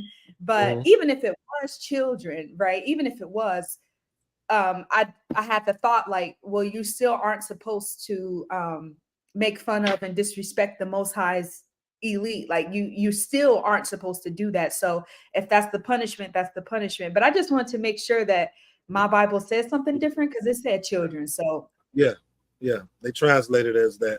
They shouldn't have though. Okay. Oh yeah, I was gonna say mine said little children as well. But like as my sister White pointed out, he was an anointed one of the Creator, an elder. And so it's just as we tell our children now, when you approach a leader or elder, you approach them with integrity and respect and honor. And for them to mock him, like he didn't know what the punishment was going to be, but he knew that they were wrong. And his ability to curse them, came upon them. So I know when I first heard this story, or what happened to them, like I was like, okay.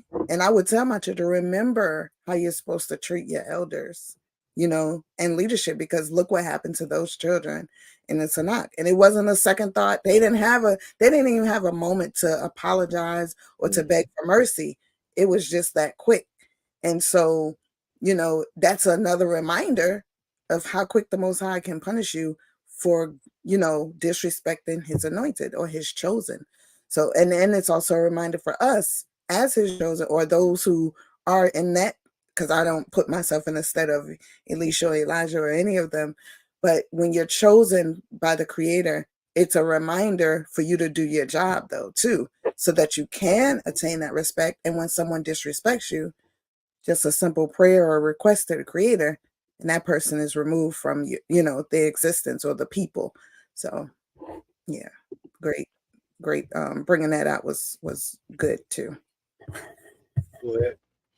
Yeah, and we know that middle school, like I was just thinking middle school children for some reason, because my book says children, and I was just thinking like they knew exactly what they were saying. They knew that they were being disrespectful. And when you had Naseekh, when you had said, like, I know there's different schools that thought about it or whatever, but when you had brought out like they were making fun of his teacher also, Elijah, for going up, like, oh, if you're as good as him, go up, right? And I think that makes complete sense. And whether that is or wasn't, they still, these children or young lads, 23, 24, whatever, they still knew what they were doing. It was extremely disrespectful. And we all know that even if it was children like middle school, that they can be really mean too. They can. Teenage, you know, so yeah, that was, I've never actually seen that story before. That's why we're going through it. We're going through it. So that's what we try to bring here. You know, just try to bring a little more history. I do want to say this really quick on a part that Gabriel Autumn brought out. I'm not promoting, and you didn't say this. I'm one of those people that if I say something, I got to make sure I put something out there to where it doesn't encourage people to do certain things that I know that you shouldn't do. I'm not saying that everyone is worthy. Remember we said worthy enough before the Most High to just do what we see Elijah or Eliyahu and Elisha doing, right? Like everyone isn't. Sometimes a lot of us believe we are, and you may be it. It's not for me to say you are or you aren't. I don't know, but all I do know is that's not the case for everybody. It's a lot of things that we have to do and accomplish to be granted that ability that someone like Elisha and Eliyahu was doing, you know. And I believe it's many. When I say many, I really mean not many, but it's a lot of people in the world. So I believe it is some of us that are able to do that. I believe it can be some of you that's listening right now, or I don't know. It's not for me to say or to say, but what you can confirm is based on someone's walk. That's one of the most consistent ways. There's an exception to rule. You know, we had an anointed one that wasn't really in our path, but you know, it's an exception to the rule. But for the most part, you could tell by someone's walk, their consistency, their dedication to the Most High, and the Most High will reveal it too to those that want to see it. Like in the case 2 chapters ago, that the king is sending his men, the captains and their men, and they're not knowing to come and honor, you know, Elijah. They're to come humble in humility. They're not seeing that. So everyone won't see it. All right, you all. If there's nothing else. My Ishai said, even if it was children, in my opinion, when children lose innocence, they are as dangerous as full-grown adults. That is true. There was a case where these middle schoolers killed a man. He was only defending his child. Shaking my head. Just food for thought. All right. Yeah. Yeah, and what we're trying to do, you know, is make sure that we change that within our children and get them to understand honor, respect, you know, these laws of the Most High, so that we can fulfill it the proper way as a community. Because when you don't have these things in place, now you have young adults starting to act like grown adults, even in their young teenage years. So appreciate that. Any other comments, questions before we go forward? Prince, you got something? You look like you got something. You're muted. Total Rabah. All right, you all, let's go. Let's get it going. It's gonna probably be a part 3 to this, but let's go ahead and go to chapter 3. I want to jump down to 11. So 2 Kings chapter 3, but I'm going to probably read the first 3 verses just to give some background. So it says, Jehoram, son of Ahab, had become king over Israel in Samaria in the 18th year of Jehoshaphat, king of Yehuda, and he reigned for 12 years. He did what was evil in the eyes of the Most High, albeit not like his father and mother. He removed the pillar of the Baal that his father had erected. However, he clung to the sins of Jeroboam, son of Nebat, who caused Israel to sin. He did not deviate from them. I wanted to go there because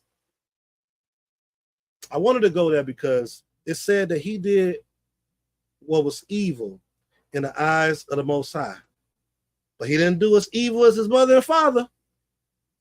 Why am I using that?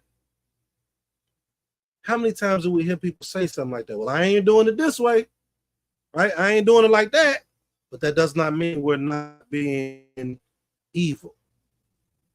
The best way to not be evil, to the best of our abilities, in my opinion, is not only to serve and give all honor, esteem, and praise to the Most High first, but it's how you're dealing with the Most High's people.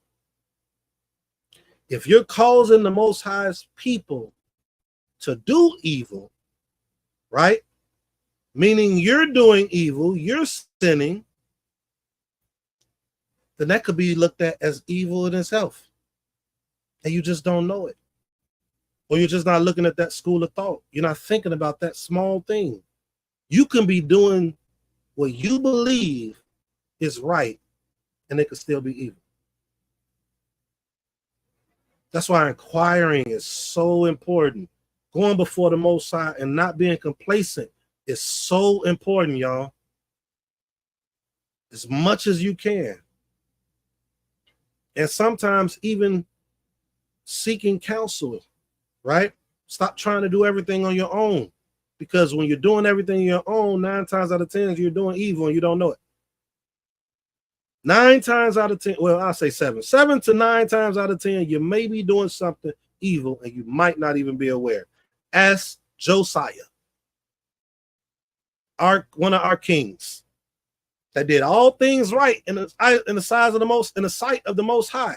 But when was that said about him? Once he found out the proper thing to do, because he was doing what was taught prior to that, to the best of his ability. And even when he was doing it, it was still some evilness going on until he was shown what to do. But he changed like that. And that's what made him be looked at like that, according to our scripture, by the Most High. Can I say something? Go ahead, Prince. A lot of times you can talk to people, explain to them, show them the way, and they still won't bend from doing what they feel is the thing that they want to do. You know, sometimes people just don't take advice. Constructive criticism sometimes hurt people and anger people. And a lot of people are just arrogant and don't think they're arrogant. No matter what you say to them, no matter what you show them, they stick firm to what they have believed. And they're going to stay there until the Most High intervenes. One of the hardest things to do is get the person to change the way they think. I just stopped trying. I agree. I agree with you. All right, let's keep going. Anything else, Prince, or anyone here before we go forward? Anybody?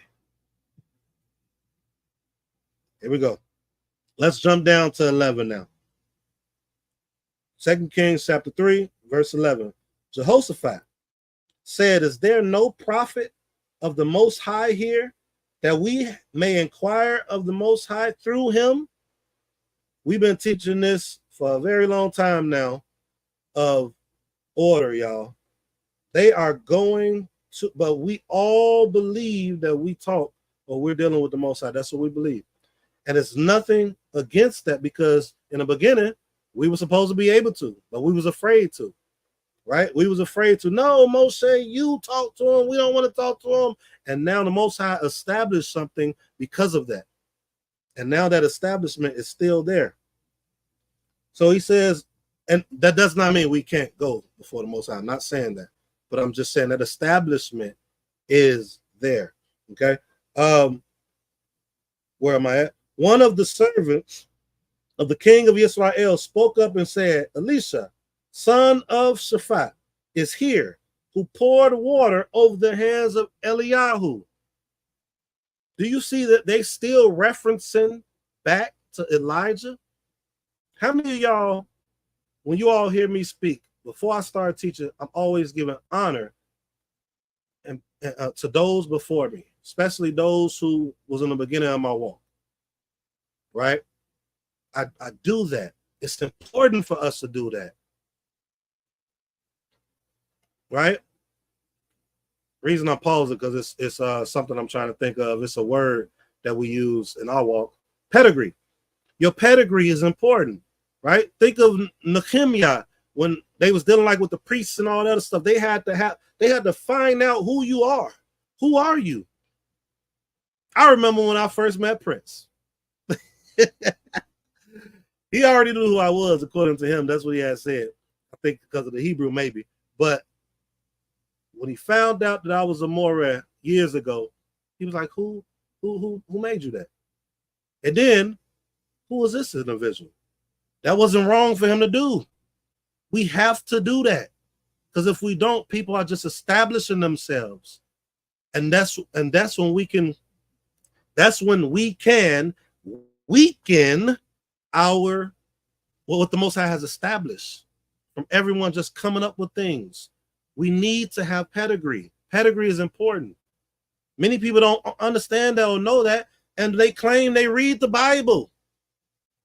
We claim that we're of the Most High, but we're not following it. Pedigree is important. He said they had to establish and say, oh, he poured water over the hands of Eliyahu. Pedigree. Let's keep going. Jehoshaphat, verse 12 said, the word of the Most High is indeed with him. The word of the Most High is indeed with him. Why? Because he poured water over the hand of Eliyahu.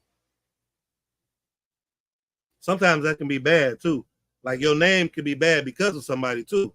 But in this instant, in this sense, and in most senses when it comes to, or instances when it comes to the servitude of the Most High, that is a great thing. To be able to say who you was with is very important. Don't run away from that. Take that. Because this is what he said, the word of the Most High is indeed with him. Let's keep going. So they went down to him, the king of Israel, Jehoshaphat, and the king of Edom. Elisha said to the king of Israel, what have we to do with one another? Go to your father's prophets or your mother's prophets, right?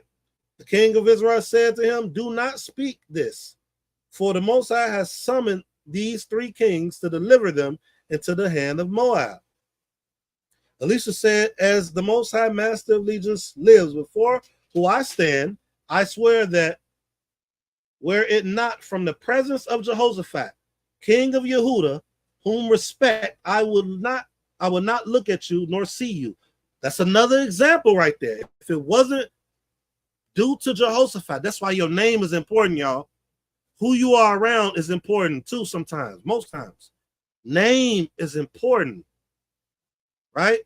So many times we ran through other cultures outside of us. I'm talking about Israel and the Tanakh. And just because we were the people due to the Most High, name, authority, power, because that's what name could be too, shame or shem. It doesn't just have to be necessarily name, but just because of the name, they knew how to deal with us or not to deal with us. He said, Elisha said, if it wasn't for Jehoshaphat, just because of his name, I wouldn't even be dealing with you all. Right? He said, I swear that were it not for the presence of Jehoshaphat, king of Yehuda, whom I respect, I will not look at you nor see you. Verse 15. And now bring me a musician. It happened that as the musician played, the hand of the Most High came upon him. Right? He said, thus says the Most High. So he knows automatically the Most High is here. It's not even telling that this is what I want you to tell the people. It's just within him.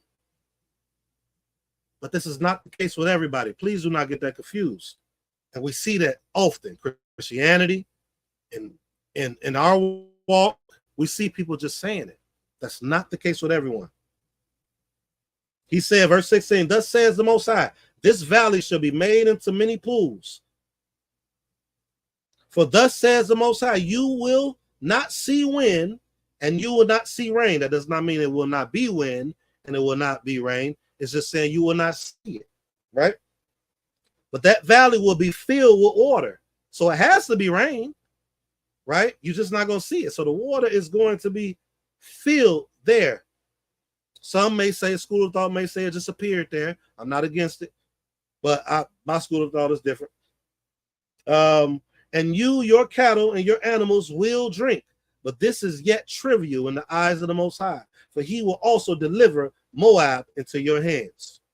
You will smite every fortified city and every major city. You will fell every goodly tree and stop up all springs of water. And you will clutter up every goodly piece of land with stones. It happened in the morning when the meal offering is brought up, that water began to come from the direction of Edom, and the land was filled with the water.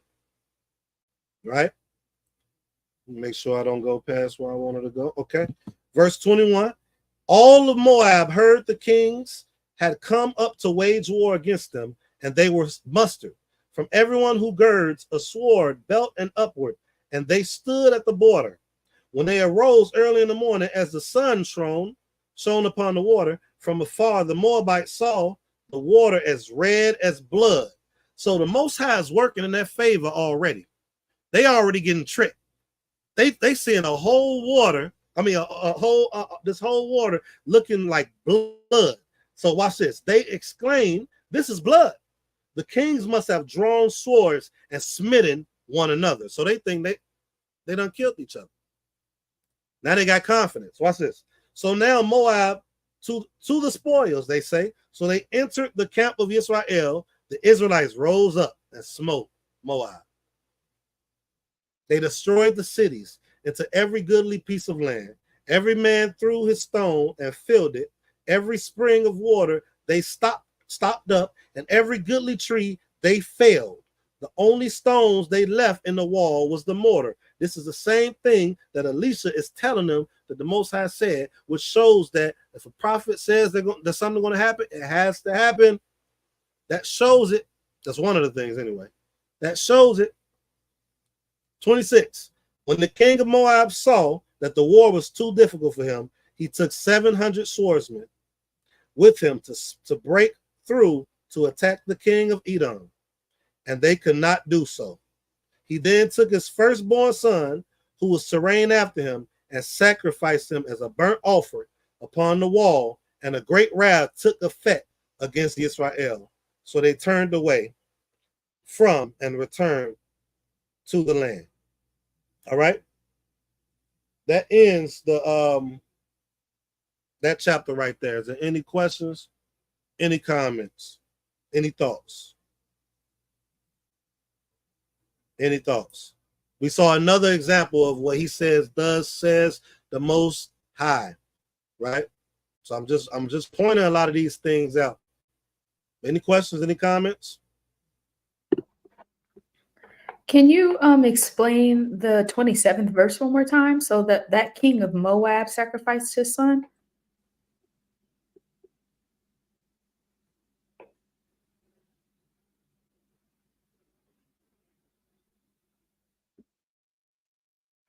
All right. He then took his firstborn son, who was to reign after him, and sacrificed him as a burnt offering upon the wall, and a great wrath took effect against Israel. So they turned away from Mesha and returned to the land. right? So you're asking, why did the king of Moab do that? What's the Yeah, well, I'm asking a few questions. That was the king of Moab who did that, right? And then if it was the king of Moab who sacrificed his son, is that saying that my book says, and there was a great indignation against Israel. So did we start to lose or something? That battle? I'm not sure. No, we didn't lose the battle. We didn't lose the battle. I guess I'm trying to get your exact question, but we didn't lose the battle due to the prophecy that was said that was going to take place due to Jehoshaphat too. So Okay. So I guess when it says when they departed from him, who is the they? The Moabites are the they. They're the ones that left. yeah, it says that Moab is rooted. So I believe that that's who we're being that have departed. It says when Okay. the king of Moab, verse 26, saw that the war was too difficult for him, he took 700 swordsmen with him to break through to attack the king of Edom, but they could not do so. Right? He then took his firstborn son, who was to reign after him, and sacrificed him as a burnt offering upon the wall. And the great wrath took effect against Israel, so they turned away from Mesha and returned to the land. Any thoughts on that, Prince? Am I going the wrong direction in your opinion? No. Yeah, that's my answer that I have for you. I was just trying to see if anybody else had anything to add. Is it not being answered, though? Is your question not being answered to you? If so, we can. No, that's fine. I guess I was just confused when it says, and there was a great indignation against Israel. Like, what does that mean? Did we get more? There was a great indignation against Israel after that sacrifice. What does that mean? Mine doesn't say that. Oh, I see. Okay. Say that again. We started losing the war. But we didn't fully, didn't we? We didn't fully lose it, though, right? Man, we got beat up. Read it. So We they started turned losing. away. He sacrificed his son on the wall. We started losing. And the question comes up, well, wait a minute. How could he sacrifice to an idol and we start losing and we worship the creator because the creator wasn't pleased with us, with our actions? We wasn't walking upright before him. We wasn't doing what we were supposed to do before him. But we'll get our hand back later. All right. Does that answer your question, Goodberry Autumn? So, but the prophet said we were going to win. So I'm confused now. Yeah, that's what my school of thought is. But Did we finish? It's not the end of this. It's not the end. Yeah, that's the end of that chapter. Right, but it's not the end. Sorry, of the war. No, not the end of the war. No. Next chapter, the next chapter that you're ready to read, if you're reading the next chapter 4, is going to talk about Elisha. And when I talked about when you first asked the question, and I thought it was really First Kings. I was talking about this one, the second one, when Elisha went to the woman, and the woman came to Elisha, and he called. That's what I was thinking of. But you're right. For some reason, my computer is frozen. But we're about to go through chapter 4 right now, you all. So we want to see what is produced. See if that can answer your question. We have a comment by Aim Qatar. I believe that the Most High wants us to manifest our beliefs in His promises. He has already given His people power, dominion over His creation elements. So thus says the Most High aligns with His purpose. I like that. Any comments, thoughts towards that, anyone? You do? Question? They gotta be able to hear you.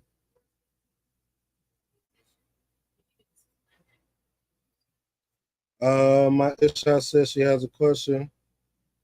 with verse 15, dealing with the musician. Where are we? Let me go back a little bit. Verse 14, Elisha said, as the Most High Master of Legions lives, before whom I stand, I swear that were it not for the presence of Jehoshaphat, king of Yehuda, whom I respect, I will not look at you nor see you. And now bring me a musician. It happened that as the musician played, the hand of the Most High came upon him. All right. What was the question? I didn't understand the question. So what happened with she asked the question about the musician.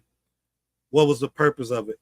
So when you remember the story with Saul, remember the story when he played the and it changed the mood. It just music can change. Dawid. Say that again. King Dawid. King Dawid came for Saul. So it just changed the mood, basically. That's the power of music. Power of music. A beautiful thing. And it's interesting how in the midst of it, he said, "Can you bring me a musician?" Mm-hmm. And you know what? As far as the power of music, is certain notes and certain tones that vibrate, that bring certain energies. Mm-hmm. And we was aware of it. There, we was aware of it. All right, you all, let's keep going. We still got time. Still got time. I'm waiting. Any questions or comments? Any thoughts? If not, right now, we're going to go to the next. Y'all know how we do. All right, chapter 4, verse 1. Chapter 4, verse 1, and we only got one left after this. We may get to do it, we may not, but we will have a part 3. It's inevitable. All right, verse 1, chapter 4, 2 Kings. One woman from among the wives of the prophets, disciples, cried out to Elisha, saying, your servant, my husband, has died, and you know that your servant feared the Most High, or feared Elohim. But now the creditor has come to take my 2 sons to be his slaves. Elisha said to her, what can I do for you? Tell me what have you in the house. She said, your maidservant has nothing in the house except for a jar of oil. He said, go, borrow vessels for yourself from the outside, from all your neighbors, empty vessels. Do not be sparing.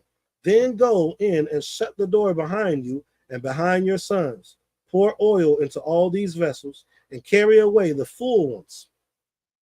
She went from him and shut the door behind her and behind her children. They brought vessels to her and she poured. When all the containers were full, she said to her son, bring me another vessel. He said to her, there is not another vessel. And the oil stopped. So we see already she's trying to accomplish this in instruction. Instruction is important, right? She came and told the man of the Most High, and he said, go sell this oil and pay your creditor, and you and your sons will live on the remainder. It happened one day that Elisha traveled to Shunem. There was a prominent woman there, and the importuned him to eat a meal, and so it was, whenever he passed by, he would turn in there to eat a meal. Notice how verse 8, it says there was a prominent woman. What's prominent, you all? What does that mean? Any synonyms could be fine. Valor. Uh-huh. She was wealthy. Wealthy. I was looking for that one. Wealthy, well established. Well established. Exactly. Woman of valor, all of that. But she was wealthy in this case too, right? And we don't read that a lot, do we? I mean, I haven't. We don't read that a lot in here. I thought it was interesting. I thought it was interesting. We're gonna keep reading. I'm gonna bring some more stuff out with her. There was a prominent woman there, and importuned him to eat a meal. And so it was, whenever he passed by, he would turn in there to eat a meal. She once said to her husband, so she had a husband, you all. She had a husband. So she was doing all this to a man of the Most High. She had a husband.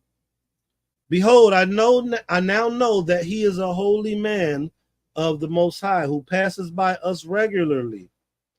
Let us now make a small walled attic and place there for him a bed, a table, a chair, a lamp, so that whenever he comes to us, he could turn in there. So this isn't speaking fully of everything that he may have done, right? But what we do see is that she knows that he's a man of the Most High. We do see the husband has to agree at this point because she's coming to him and bringing forth this idea of having a place for him to be when he comes to visit. And honestly, that's how we're supposed to be anyway, as Yisrael for our people. If you go within that Torah, it's going to show us how we're supposed to be. But she came to the husband, her husband, and she's a prominent figure in the community. And she's saying, let's have a place for him whenever he comes. Let's make sure meals are prepared whenever he comes. A bed, a table, a chair, a lamp. Go ahead, Prince. Do you mind if we speak on that for a minute? Okay, go ahead. Most people today wouldn't care who you are. My wife ain't doing nothing for you. Let alone, I mean, this was in the upper room of their house where they resided. Mm-hmm. You know, where she put that loft up in the loft, she put a little space up there just for him whenever he came through the city. So the people have to be of a certain type of mind frame. You can't even, another man's wife can't, in today's world, can't say nothing about another man, whether he's of the Most High or not, if the husband don't allow it to take place. And she won't. She'll feel in her essence, but she'll look at her husband, and her husband will feel some kind of way if she spoke about another man because he himself have not arrived at that maturity level. You know, and a lot of us are like that. And we got to realize that there are a lot of respect and honor that's due to people, but because we still slaves in our mind, we can't do that. Like, for example, here's an example when I'm a reverse example, what I'm speaking about.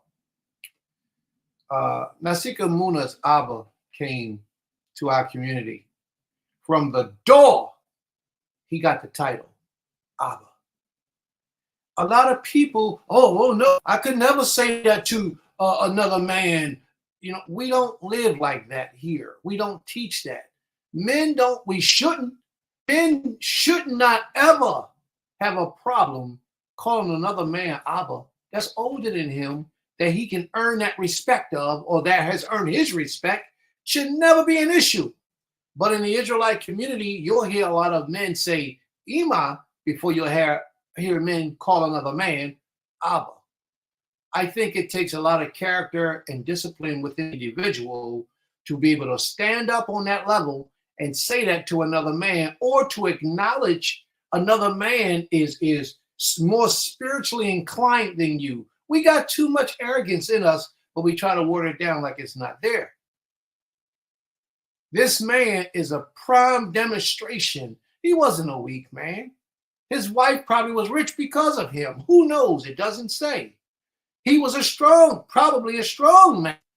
In my mind, he had to be strong to allow his wife the ability to give glory or praises to another man that they recognize through the hands of the Most High, even a king. This man wasn't a king, though, but he was higher than a king if he was representing the Creator.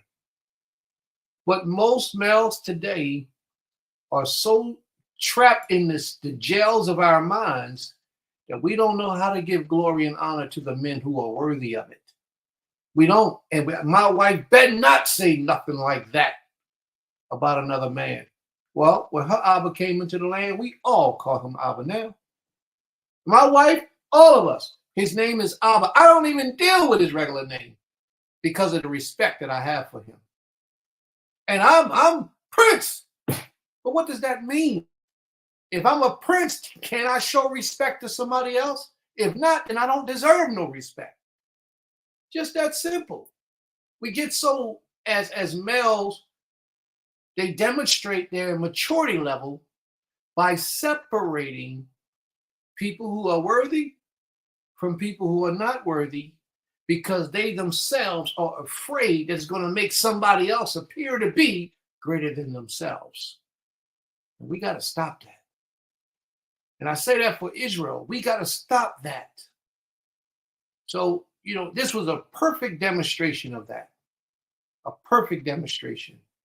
May the Most High be praised. Toda. And thank you, Naseekh, for allowing me to speak. Tamid, always. All right. Yeah, this was a good example. It just shows we're trying to get back to this. And I'm sure there's a lot of, well, not a lot, but there's people within our community that may, but here at Beautiful Land, we definitely working to showcase how the culture is, right? How the laws were given, how to truly honor, serve the Most High and elders and things of that nature. So I love reading things like this. I love reading our history in real time, but not real time, right? Like really putting ourselves in this book, in our history. So let's keep going. Verse 11. It says, it happened one day that he arrived there, and he turned into the attic and lay down there. And he said to Gehazi, his attendant, summon that Shunammite woman. He summoned her, and she stood before him. He then said to Gehazi, please say to her, behold, you have undertaken all this exertion on our behalf. What favor can be done for you? Can something be said on your behalf to the king or the army commander? She replied, I dwell among my people. So he said to Gehazi, what can be done for her? Gehazi said, actually, she has no child, and her husband is old. I thought that was interesting. It doesn't, I haven't found anything to say how old she is. I kind of tried to look into that. Nor have I found anything to say how old her husband is, but it just states that her husband is old. She has no child. It also doesn't state how long they've been married. Because when I first looked at this, the first thing I thought about when it said a prominent woman, and I knew she had to be wealthy in some way. And I'm glad Prince kind of brought out too just now. She could have become wealthy due to her husband, or she could have been wealthy on her own. I'm not sure. Culturally speaking, I wouldn't say that was a common thing. So I would lean more on the family became wealthy due to the things pertaining to the husband. But that's not to say that it isn't due to herself. I'm not saying that at all. But what I was thinking of, like, if they was married for a while, she was a prominent woman in the community, she was rich or wealthy, maybe that had a part into in them not having a child, or something else. I was just sitting here for a while trying to figure out, looking it up, trying to look up different things. So Prince, I don't know if you have any insight on that, but I thought that was interesting. It didn't say the age, didn't say how long they were married, none of that. But let's keep reading. He said, summon her. So he summoned her, and she stood in the doorway. Elisha said, at this season next year, you will be embracing a son. She said, do not, my master. O man of the Most High, do not disappoint your maidservant. Do not disappoint your maidservant. And when I read that, go ahead. You about to say something? Man, this chapter is phenomenal, man. It's phenomenal. You see her humility? She deserves a blessing from the Creator. Mm-hmm. You see that wait a minute. He didn't ask for anything. She volunteered. She said, let me serve you. Because she knows that by serving the man of the Most High, she'll be rewarded. too many of us hold up our blessings by not serving the men we know represent the Creator. Too many of us. And then he came to her. She didn't ask for that. She didn't say, can I get something for all that I do for you? She ain't say that. Man, then you done picked the chapter now, man. This thing is hot. Seriously. He came to her and said, well, let me reward you for all that you've done. What is it that I can do for you? And then she said, well, my husband is old, we ain't got no children. I think the servant noticed that. I think the servant noticed that. Mm-hmm. And give it to her. And she said, don't play with me. But she never lost doubt. But see, why was that such a big blessing, in my opinion, is because our duty number one was to produce children. That was duty number one, to be fruitful and multiply. They understood that. And she had been married to this man, like you said, who knows how long. But do you see the age difference? He was an old man. She was still able to have children. There was an age difference there. But she didn't fight. She didn't argue. She said, don't play with me. If you say this, I'm going to be listening now. I'm expecting this. And it happened. So I'm going to be quiet now. Thank you for that, though. You just lit my fuse. Total robot. And I wanted to also throw in there, when you go to 13, and he asked specifically what favor can be done. He said, can something be said on your behalf to the king or to the army commander? And she said, I dwell among my people, meaning like she don't really have any qualm or quarrel or anything or any desire of having anything from the king or this commander, right? So him recognizing like, well, look, we need to, she has done so much and she's not asking me for anything. What do you know about her? What do you think she needs, right? So when she said this, do not disappoint me, your maidservant. One of the things that I thought about, and I could be wrong, because it doesn't explicitly say what exactly is the reason, but maybe she was barren. Maybe they've been trying.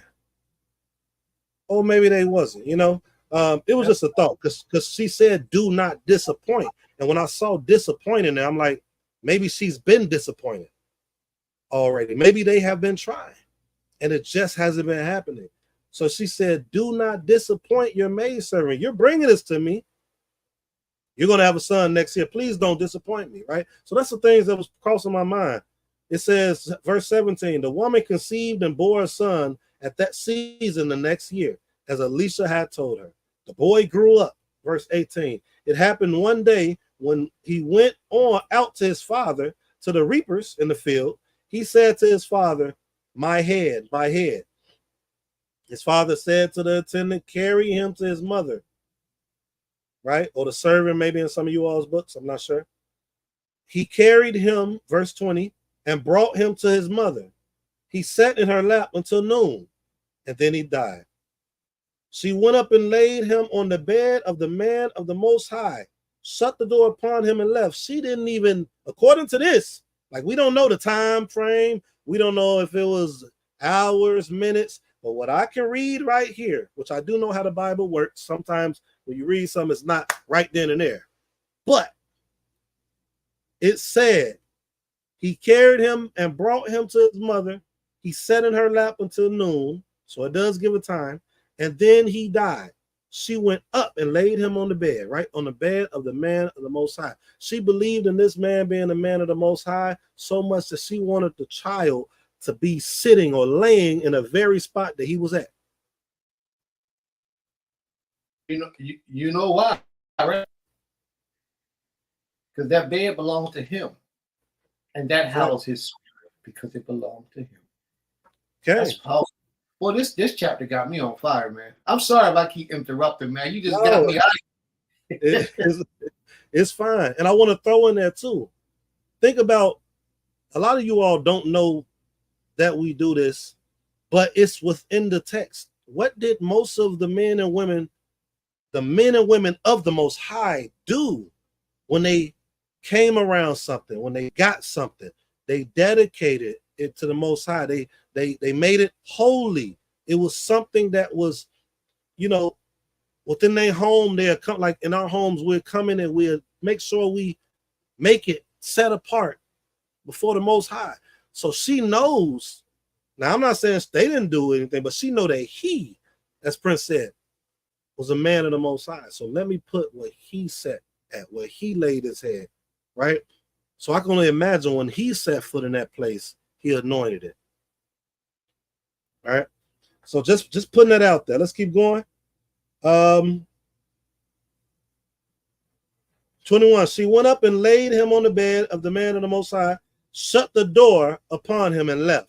She then called her husband and said, please send me one of the attendants and one of the donkeys so that I can carry to the man of the Most High and return. So I can hurry, so I can hurry to the man of the Most High and return.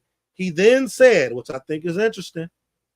Me, Princess, and everyone here was talking about this, I think, on yesterday. Watch this. He then said, why are you going to him today? It is not a new moon or a Shabbat.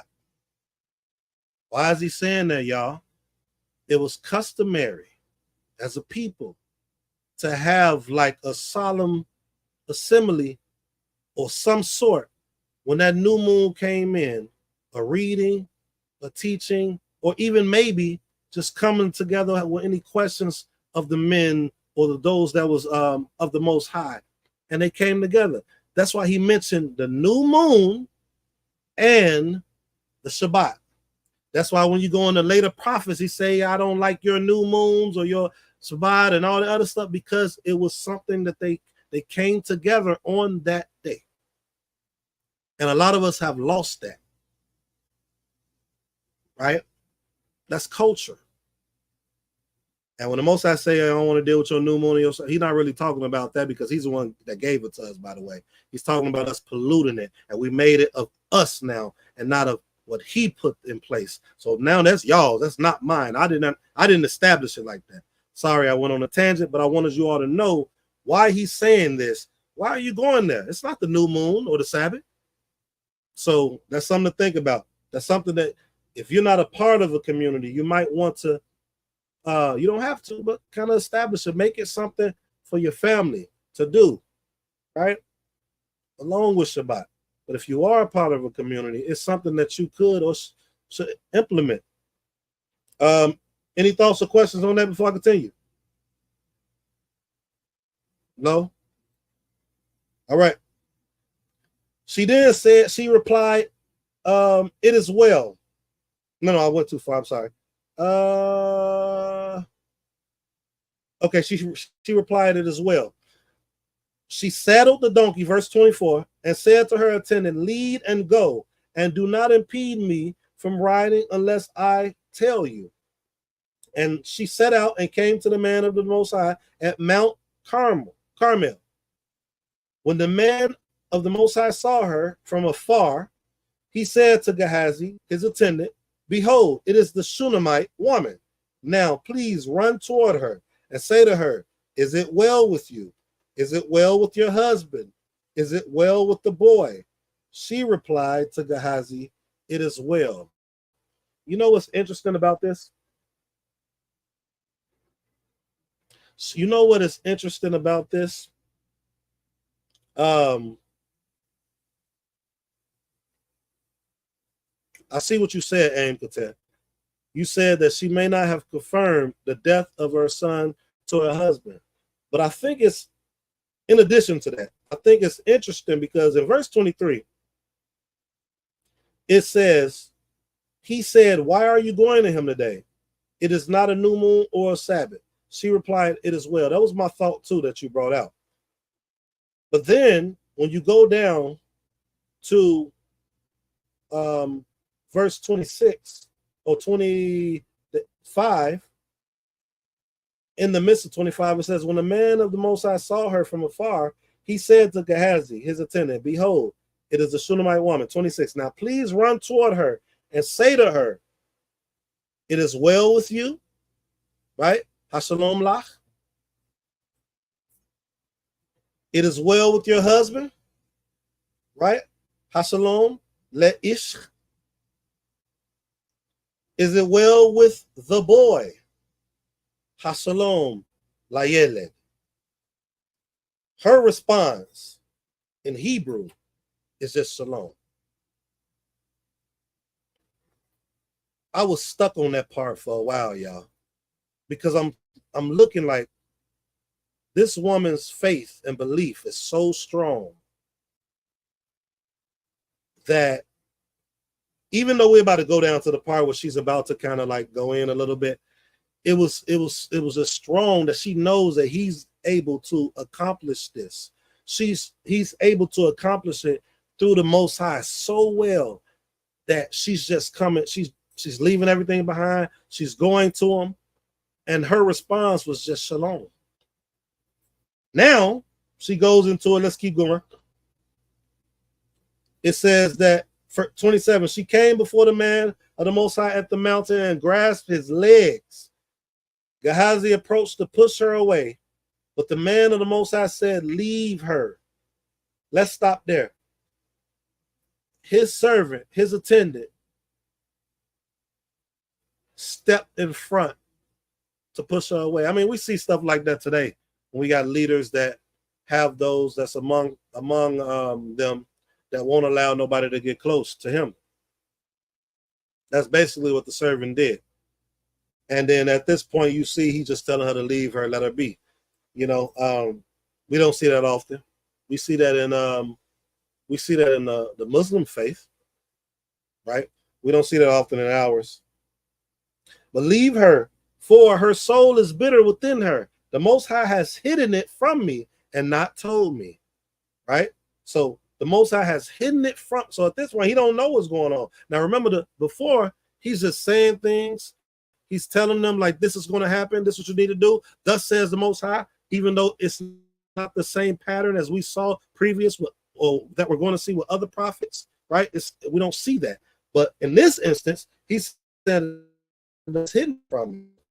She said, verse 28, did I request a son of my master? I didn't even ask this from you. I got this son, right? That you are the one that told me that I was going to get this son. I didn't even ask. I told you, I said, please do not, right? What did she say? Disappoint me. She said, did I request a son of my master? Did I not say, do not mislead me? He said to Gehazi, gird your loins, take my staff in your hand and go. He didn't go back and forth for her. He didn't get upset. He knows something going on. He just said, go ahead and take my staff, gird up your loins, and go. If you meet a man, do not greet him. Don't stop. Keep going. And if a man greets you, don't even respond. Ignore them. Keep walking. Place my staff upon the lad's face. The lad's mother said, I swear as the Most High lives, and I swear as you live, I will not leave you. So he arose and went after her. Gehazi went ahead of them and placed the staff on the lad's face, but there was no sound and nothing was heard. He returned toward Elisha and told him, saying, the lad has not awakened. Now watch this. This will be looked at as weird to us today. But it's something that Elisha knows that many of us may not know. Some may look at this as him giving, mouth to mouth and things of the nature, and that's a school of thought. But we're going to see. Let's read it, and then you all tell me your thoughts once this chapter is over. Elisha came into the house, and behold, the lad was dead, laid on his bed. He entered and shut the door behind them both and prayed to the Most High. Now he's praying to the Most High. It's showing us. Then he went up and lay upon the boy, placing his mouth upon his mouth, his eyes upon his eyes, and his palms upon his palms. So just that verse alone, I would think, disregards the mouth to mouth. Because it's saying that he placed his mouth upon his mouth, his eyes upon his eyes, and his palms upon his palms. He stretched himself out over him and warm the flesh of the body. Right? So now his whole body is over.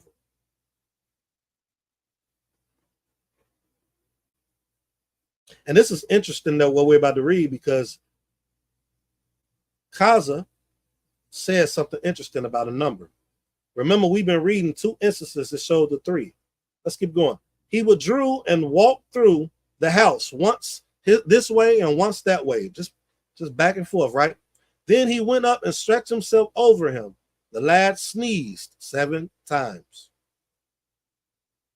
That was a sign of the completion, right? Waking up. And the lad opened his eyes. Elisha called Gehazi and said, summon the Shunammite woman. He summoned her, and she came to him, and she said, pick up your son. She came and fell at his feet and bowed down to the ground. She then picked up her son and left. Elisha then returned to Gilgal, and there was a famine in the land. The prophet's disciples were sitting before him. He said to his attendants, put up the large pot and cook a stew for the prophet's disciple. So we know this is the chronology may be a little off on here, but they're showing the different the power that the Most High is doing and working through Elisha, right? So that's why we're about to go into something else right now. He said to the attendant, put up the large pot and cook a stew for the prophet's disciples. One of them went out to the field to gather herbs. He came across a vine in the field and picked enough from it and from the wild mushrooms around it to fill up his garment. He came and cut them into the pot of stew, for they did not recognize these fruits. Right? So they didn't recognize the fruit. So these fruits had to have maybe poisonous in some sense, right? They poured it out for the men to eat. And it happened as they ate the soup, they shouted.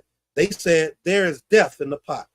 O man of the Most High, and they could not eat it. Elisha said, get some flour, and he threw it into the pot, and he said, pour for the people and let them eat. And there was no longer anything harmful in the pot. All right. A man came from Baal Shalisha, and he brought to the man of the Most High food from the first reaping, 20 loaves of barley bread, and some fresh kernels in their husk. Elisha said, give it to the people that they may eat. His servant said, how can I place this before 100 people? But he said, give it to the people and let them eat. For thus said the Most High, eat and leave over. He placed it before them, and they ate and left over as the word of the Most High. I wanted to point that out too, because these are some miracles that we see going forward in other in the New Testament, I should say. But we're seeing the power that's within Elisha, the same power that's within Elisha, able to raise individuals up and feeding a whole bunch of people just through the power of the Most High. That concludes this chapter, you all. Any comments? Any thoughts? You know it is. All right. You got falling over here, but I'm gonna let my wife go first if that's okay. Okay. Because she ain't gonna be long. I'm gonna talk. I'm gonna go in with it. I wrote down my stuff. I couldn't wait. Ima. Shalom. Yeah, that chapter was very powerful, and what I made a comment about it, but I just wanted to speak on it too. How important it was, or how I see it is, she didn't even ask what the messenger needed. She just saw the need to provide him with food, and then she went even further and spoke with her Ish about it, and like set up a room for him to be able to have a space to be able to come in, and it wasn't like in the midst of him, it was upstairs. So she made it in a space where he had his own space, a peaceful space to be able to come and dwell, where he could rest, he could eat. And she said she put a stool and a night lamp. Like all of those are significant to me, because it made sure that she was very particular or meticulous in what she put in that room. And it wasn't a whole lot, But the fact that she had the even mindset to say, I'm going to set aside a portion for him, you know, so that because as we know, when people are doing on a job, and if they don't have a place to rest in between that, it can make their job hard. So that part really stuck out to me, like her humility, her humbleness, and just her welcomeness to welcome him into their home, but not into their home to become like for them to become a part of his life, but just a welcoming into, like, this is your space and this is a space dedicated to him. And then just her complete faith in the Creator and what what the presence of that messenger was. So that's it. Zehu.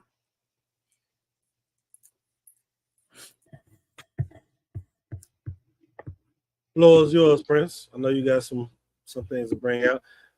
Well, before, I'm sorry, I'll read what Hadara Care says. Ultimate humility embodied as unquestioning service. And not only did she thoughtfully set apart sacred space for him that was comforting and accommodating, but also maintain modesty and separation in the house as a woman. I think that's important, what she brought out. Mm-hmm. I want to add, or not even add, I want to agree with what Princess brought out. She didn't just do it, by the way, y'all.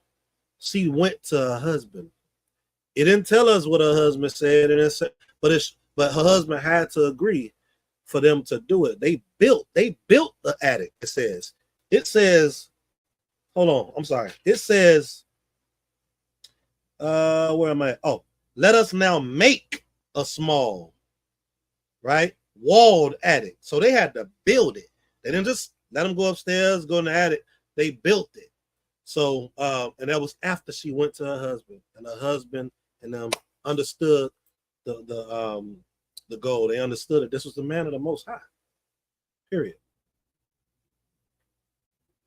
All right, Prince. I know you got some things to unload. Did we lose him? He stepped away for a second, I think. No, I'm here. Just had a little bit of computer issue. My computer don't want to respond properly, you know. But man, boy, you done picked the woozy today, boy. You done picked the woozy. Let me see what I want to talk about first. Well, Alicia being a man of the Creator. See, little things stand out to me. Alicia being a man of the Creator, how many of us have taken into account that he actually touched a dead body? He put his face on his face, his hands on his hands, his body on his body. He did that. So sometimes to keep a law, you have to understand what you're putting at risk by keeping that law. You know, he knew that was the only way for him to bring that boy life back. So therefore, he had to become unclean in the process to do a great thing. So just keep that in mind, because we got to remember that he actually touched the dead body in order to resuscitate that child and bring the life back within him. So he had to sacrifice his righteousness in obeying the Creator law, was not doing that, which is not a sin, by the way, y'all know. It only makes you ceremonial and unclean. So he did that. And when he was laying on that boy, if he would have did what they called, what you say that was, Naseekh? Breath thing. CPR. What they call that? CPR. If he would have did CPR, it wouldn't have worked because it was too long. CPR only works within a certain amount of time. But that woman got on that camel, that horse, whatever and drove off, and then came. I don't care if she rode around a corner. If she would have rode around a corner that horse and had the conversation that he had, and then they came back, that boy was gone. He was gone. So CPR, that type thing ain't going to work in this instance. This was something greater than CPR. The part I like too, he made prayer. Now see? And chose a man of the Most High over a community the doctors that was around. No, that's right. That's right. She bypassed all that. And she went out of her way to go search him out. But I'm getting up to that part too. Not that part you just mentioned. That was a great point. Elisha blew his spirit into that young man. That's how that boy came back to life. And I wonder if that boy was a great prophet in the future. We might read up and find out. It may have been, because he blew his spirit. He put his essence into that young man to bring that young man back again. That was the whole process. He laid upon him. And it says his eyes upon his eyes, his mouth upon his mouth, and his hands. That pressure, the heat from your hands, your spirit, all that flowed through you. And that's what he did when he laid upon that boy. And that boy got a portion of his essence. Elisha had a double portion of Elijah. Remember that. He had a double portion of Elijah. This is deep, man. This is deep. And then I'm going to back up a little bit further. Gehazi was sent out first. Who's Gehazi? Anybody know who Gehazi was? Gehazi, you want to speak, Naseekh? Gehazi was the servant of the man of the Most High. What servant, what man of the Most High you know today that got a servant that's proud to say, I'm his servant? I serve him, I walk with him, but whatever he needs me to do, I do. That's some power. Man, this scripture is off the hook. This chapter, I love it. This chapter is beyond words, the way that they teach us about our culture and how our people walked. It's beyond. This is all the stuff we talk about. And we've been talking about for years, these types of powerful things. Gehazi was the servant of Elisha. And he had other servants too. But he didn't have no issue being a servant. He said, take my staff and go. What did he do? He said, don't talk to nobody. What did he do? He obeyed Gehazi. He obeyed Elisha and did what Elisha said. It just so happened that Gehazi was tested one time and he failed the test later on. But he was obedient in that sense. He was obedient. He walked, he's a full-grown man obeying the voice of another man. How does that happen in this world that we're in today? Because we males are full with so much pride and arrogance, we don't want to be a servant to another man. Oh no, we equal, man. We equal. We got to be equal. No, bro, we not equal. You're here to serve me. But I feel in my spirit, if you got to tell a man that he's there to serve you, if you got to say it to him, then he's not the one to do the job. He ain't the one to do the job. He should already know. Elisha ain't never got to say to Elisha ain't never got to say to Gehazi, no, you're my servant. You don't have to say that. So that shows you that if we got to do that today, something is out of order. It didn't take place in the ancient days because our people understood. They understood. Elisha was the head honcho. If the people starved, it fell on Elisha. When they was hungry and the poison was in the soup, who did they call? They called Elisha. Because they looked up to him, they relied on him. And what our people don't understand is the person that you looked up to, the person that you rely on, why does the wife call her husband our master? Because she looked up to, she relies on. He's there to serve a purpose in her life, her protector, her provider, and all those things. And Elisha's job was to be the master or the husband to all of the people. And they were males, but they had no problem accepting their position. Not today. Can't get that out of nobody today. Jokers will quickly talk to you and act like, oh, you just flesh and blood just like me. Ain't nothing going on. But as soon as something go wrong, what do? They turn right to you for advice, for wisdom, for need, for help. But then when there's something about that's going to defame them from their elevation point, oh, he's just like me. He ain't no different than me. He's a man just like me. Well, Naseekh brought that out earlier. There's a difference in distinction between men and men. There's a difference. Because everybody ain't called by the Most High to do certain things. Gehazi understood that. That order was established But let me show you what the young lady did when she got to, and I know I might be running a little bit, but I hope it's interesting. When she got to Elisha, when she came to Elisha, the servant came out first. And he only came out because Elisha told him to go. And he asked all them questions, 3 questions. He turned around and said, Shalom, peace, everything is peace. And I want y'all to know that Shunammite, it means peace. That's what Shunammite means. So my wife was speaking and she said she was a peaceful woman, had a peaceful spirit. That's what Shunammite means. Some books say that it's a play on King Solomon's name, Shlomo. Shulamite, Shlomo. They say that's the feminine version of Shlomo. So anyway, when she came and he asked her, was it cool? She said, yes, shalom, peace. Just like he said, right? Because she didn't want to talk to him. He's just a servant. He's not the man. She needed to talk to the man, the one who promised her that she would have a son. She goes right to him. And now this woman was married, everyone, right? She was married, right? Is that right, everybody? When she got to Elisha, without looking in your books, don't cheat. When she got to Elisha, what did she do? She grabbed him where? On the legs. Right around his legs. His legs is the lower part of her body. So that means she prostrated to that man. She prostrated to the man. Look at the humility that they have for the Most High's people, for the servant of the Most High, the man who represents the Most High in their stead. They understood that. She grabbed that man around his legs. Perfect humility. It's like, I'm begging you.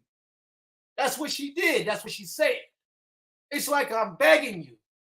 This is deep, man. This is deep. And she's married.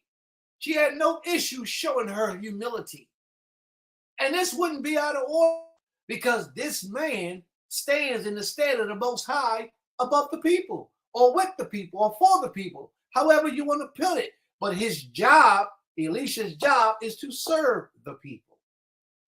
That's all I wanted to say, man. Boy, this was some good stuff today, man. This was some good stuff. Naseekh, you picked the chapter today, boy. You got me over here on fire. Boy, man, I'll be quiet now for a little while. May the Most High be praised. Total Rabbah.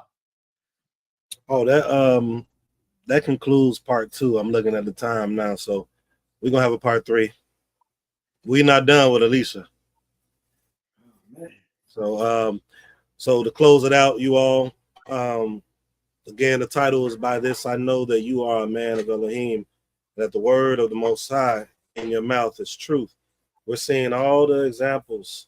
We're seeing how those that were prominent in communities, we're seeing husband and wives and different commanders and captains, how they honored and looked at the men of the Most High, right? By how they move, what they accomplish, what the Most High shows through them, that they know that what comes out of their mouth is truth due to their consistency, due to everything that they have accomplished because of the Most High. So with that, that concludes the part 2. We're going to have a part 3. And with that, I pass the mic. Any questions, any comments for those that are here? Any thoughts for those that are here? Any questions, any comments or thoughts for those that are on YouTube, on Facebook? Also, if you haven't, please subscribe. If you haven't, like it. Take a moment to like it if you haven't this video, and share it once it's over so people could go back to it and watch it. And make sure you come to 4 o'clock class today, Eastern time. Aim Kater says, this woman's faith and humility was bar none. She unselfishly provided for the servant of the Most High's servant without asking for anything in return. She absolutely did. It's likely. Where the women at today? Where the women at today, Naseekh? Where the men at today? Jeez. Man. Mora Hadassah. I just found out. I just figured that was her after you said that. This chapter speaks volumes. Where am I at? This chapter speaks volumes about difference, or deference, reverence, respect, and community hierarchy. Those humbly able to exercise and exhibit discernment of authority by the Ruach. Most High be praised. This was a great chapter, boy. It was a great chapter. Can't wait to part 3. So everybody in the audience, remember we do have a class today at 4 o'clock. We're going to relieve ourselves of this service right now if no questions come up. And we're going to return back here at 4 o'clock today. But listen, family, what you do, you like, you subscribe, but please, one of the most important things is to share. Share the page on your social media page, your social media platforms, on your messenger, any groups that you belong to. When you're on social media, you belong to groups, share this lesson in the groups. And also, you can go through the text messages on your phone. All you got to do is copy and paste it, and then you can pull everybody up and just paste it in their page, send the send button, and then your friends and those people who are close to you, they'll get the information to come and join in too. So if you enjoyed the lesson today, if you've learned anything from the lesson today, then do those things, follow that process, and share with those that you care the most about. Even if they don't walk this way, it just may be that this is what they're searching for. And by you sharing, you can open them up to a new world, because that's what this is, a new world. May the Most High be praised. Naseekh? Last thing I'm going to say really quickly is if you can, in the comments, everybody that's listening right now, give us your Mount Rushmore. Your Mount Rushmore, what we was talking about 2 weeks ago, is basically it. Your Mount Rushmore of the Tanakh. Who is your Mount Rushmore? You know, my Mount Rushmore, I'll start with me, and you all could do it in the chat, is I would have to say, it's a tough one. You got Abraham. Can't do it without Abraham. You have Moshe. You have man, I feel like I'm saying the same thing you said, Prince. Shemuel.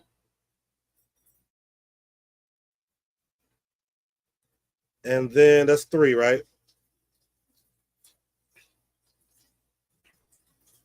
I want to do Shemuel. I want to do 2 hybrids. Shemuel and Josiah, the king. And then I have Eliyahu and Elisha. That's my Mount Rushmore. 2 of them having a hybrid together. So those that's here, make sure you do it. Prince, if you Gebert Autumn, did you have one? You had yours. Princess, you had yours, or y'all want to wait to come back? I have mine.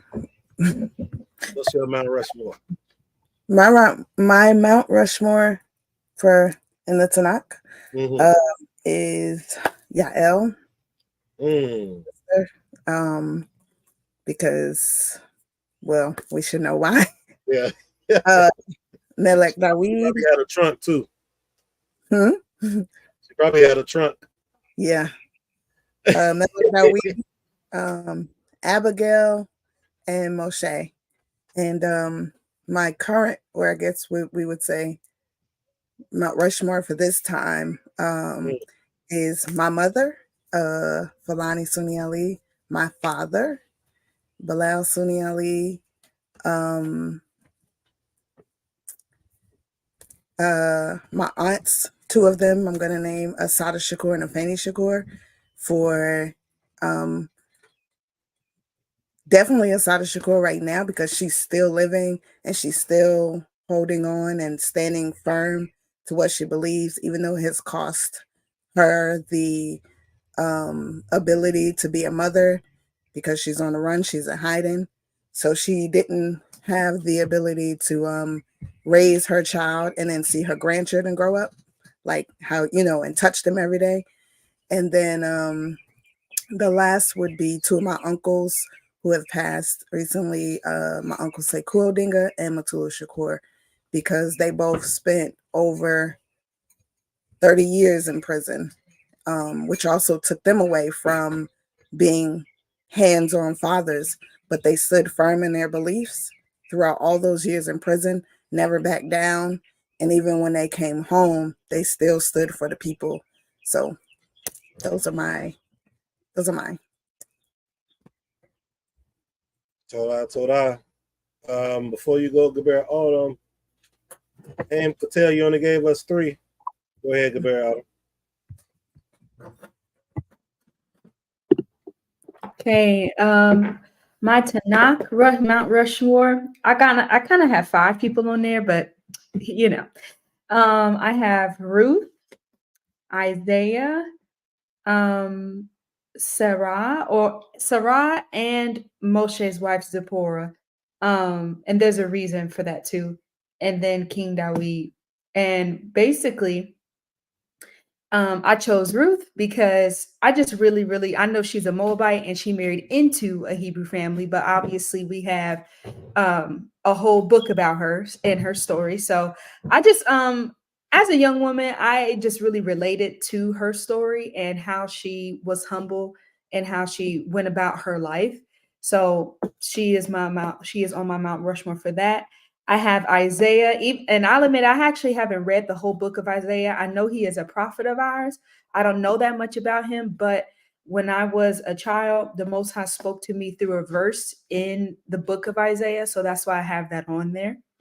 I have Moshe's wife Zipporah and Sarah for obvious reasons. Okay, but I put Moshe's wife Zipporah, and I believe this is the wife that did it. Please correct me if I'm wrong, but wasn't there a part in Moshe's early walk when he wouldn't get his son circumcised or something about not being circumcised, and then his wife did it for him and did it to the son or whoever, and basically kind of saved his life because at first Moshe wasn't doing it. I think that is the story if I'm thinking of the right person. But hopefully if I am thinking the right person, that's why I put that down there, because she was basically a tower against death in that moment for her husband by doing what Moshe didn't do at that time. So that's why I put that on there. Hopefully I have the right person. Let me know. And then lastly, King Dawid. One of the things about King Dawid that stuck out when my husband talked about him classes ago was that one time when I believe King Dawid was trying to save a lamb against a lion or some big animal that was trying to take his lamb and eat his lamb, and he fought that big animal to protect that small little lamb. And that to me stuck out because it was like sacrificing. It was all the bravery, all the things that were showing in his young life that led and showed in his kingship as well. So that always stuck out to me about King Dawid, and the love for that innocence, the love for that lamb, because he killed that animal for that lamb. He was very protective, so as he was over the people, and it showed. Are we doing both Mount Rushmores right now, or do you want us to save it? Hey, we can do it if you all want to. And I want to be, Oh. I want to say too, I know it's hard, you all. We can have another Mount Rushmore if we want to, but go ahead. Hey, whatever the class is deciding. This one, the today's version, it was a little bit harder for me because I actually don't really have that many role models that I would consider on my Mount Rushmore, which is kind of sad, but I did the best I could. And I have my mother and father. Mother, because that was my first teacher, and my father, also a first teacher. Without them, I would not be where I am today. So I think they both have guided me in the best ways that they could and continue to do that. I actually have my husband up there, not just because he's my husband. I have him up there because of the things that he pours into my spirit, of the things that he teaches me. I personally don't even count that I started really walking this way until I married him. So, and that's not because he's just simply my husband. That's actually because of what he does in my life and teaches me and things. So I have him up there. And then I also have my sister wife up there too, because of who she is and who is she, what she does for the people. I have her up there for the things that she's taught me thus far and continues to teach me as well. So I basically just have like my immediate family up there. So, yep. That's a good Mount Rushmore. All right, Prince, did you? I'm going to reveal my my modern Mount Rushmore. But it's 2:00. I don't want to hold. I'm going to save mine for when I'm done with the whole part 3. All right. So we got Mora Hadassah. She has her Tanakh Mount Rushmore, and it's Yehwa, Eve. She has Hadassah, which is Esther. Oh yeah, Yitzchak, which is Isaac. Yosef, which is Joseph, and Elijah, Eliyahu, as a bonus. It is hard to narrow down, laughing out loud. I'm still figuring out my modern day one. She says Princess Medaya will certainly be on my modern Mount Rushmore. Oh, praise. All right. All right, so you all, we'll go ahead and close out if there's nothing else left. I don't know if Prince wants to say anything else. Or anybody else had anything else to say? Please make sure you subscribe, like, and share. And we will see you all at 4 p.m. Eastern Standard Time for the second class. Shalom. Shalom. Shabbat shalom.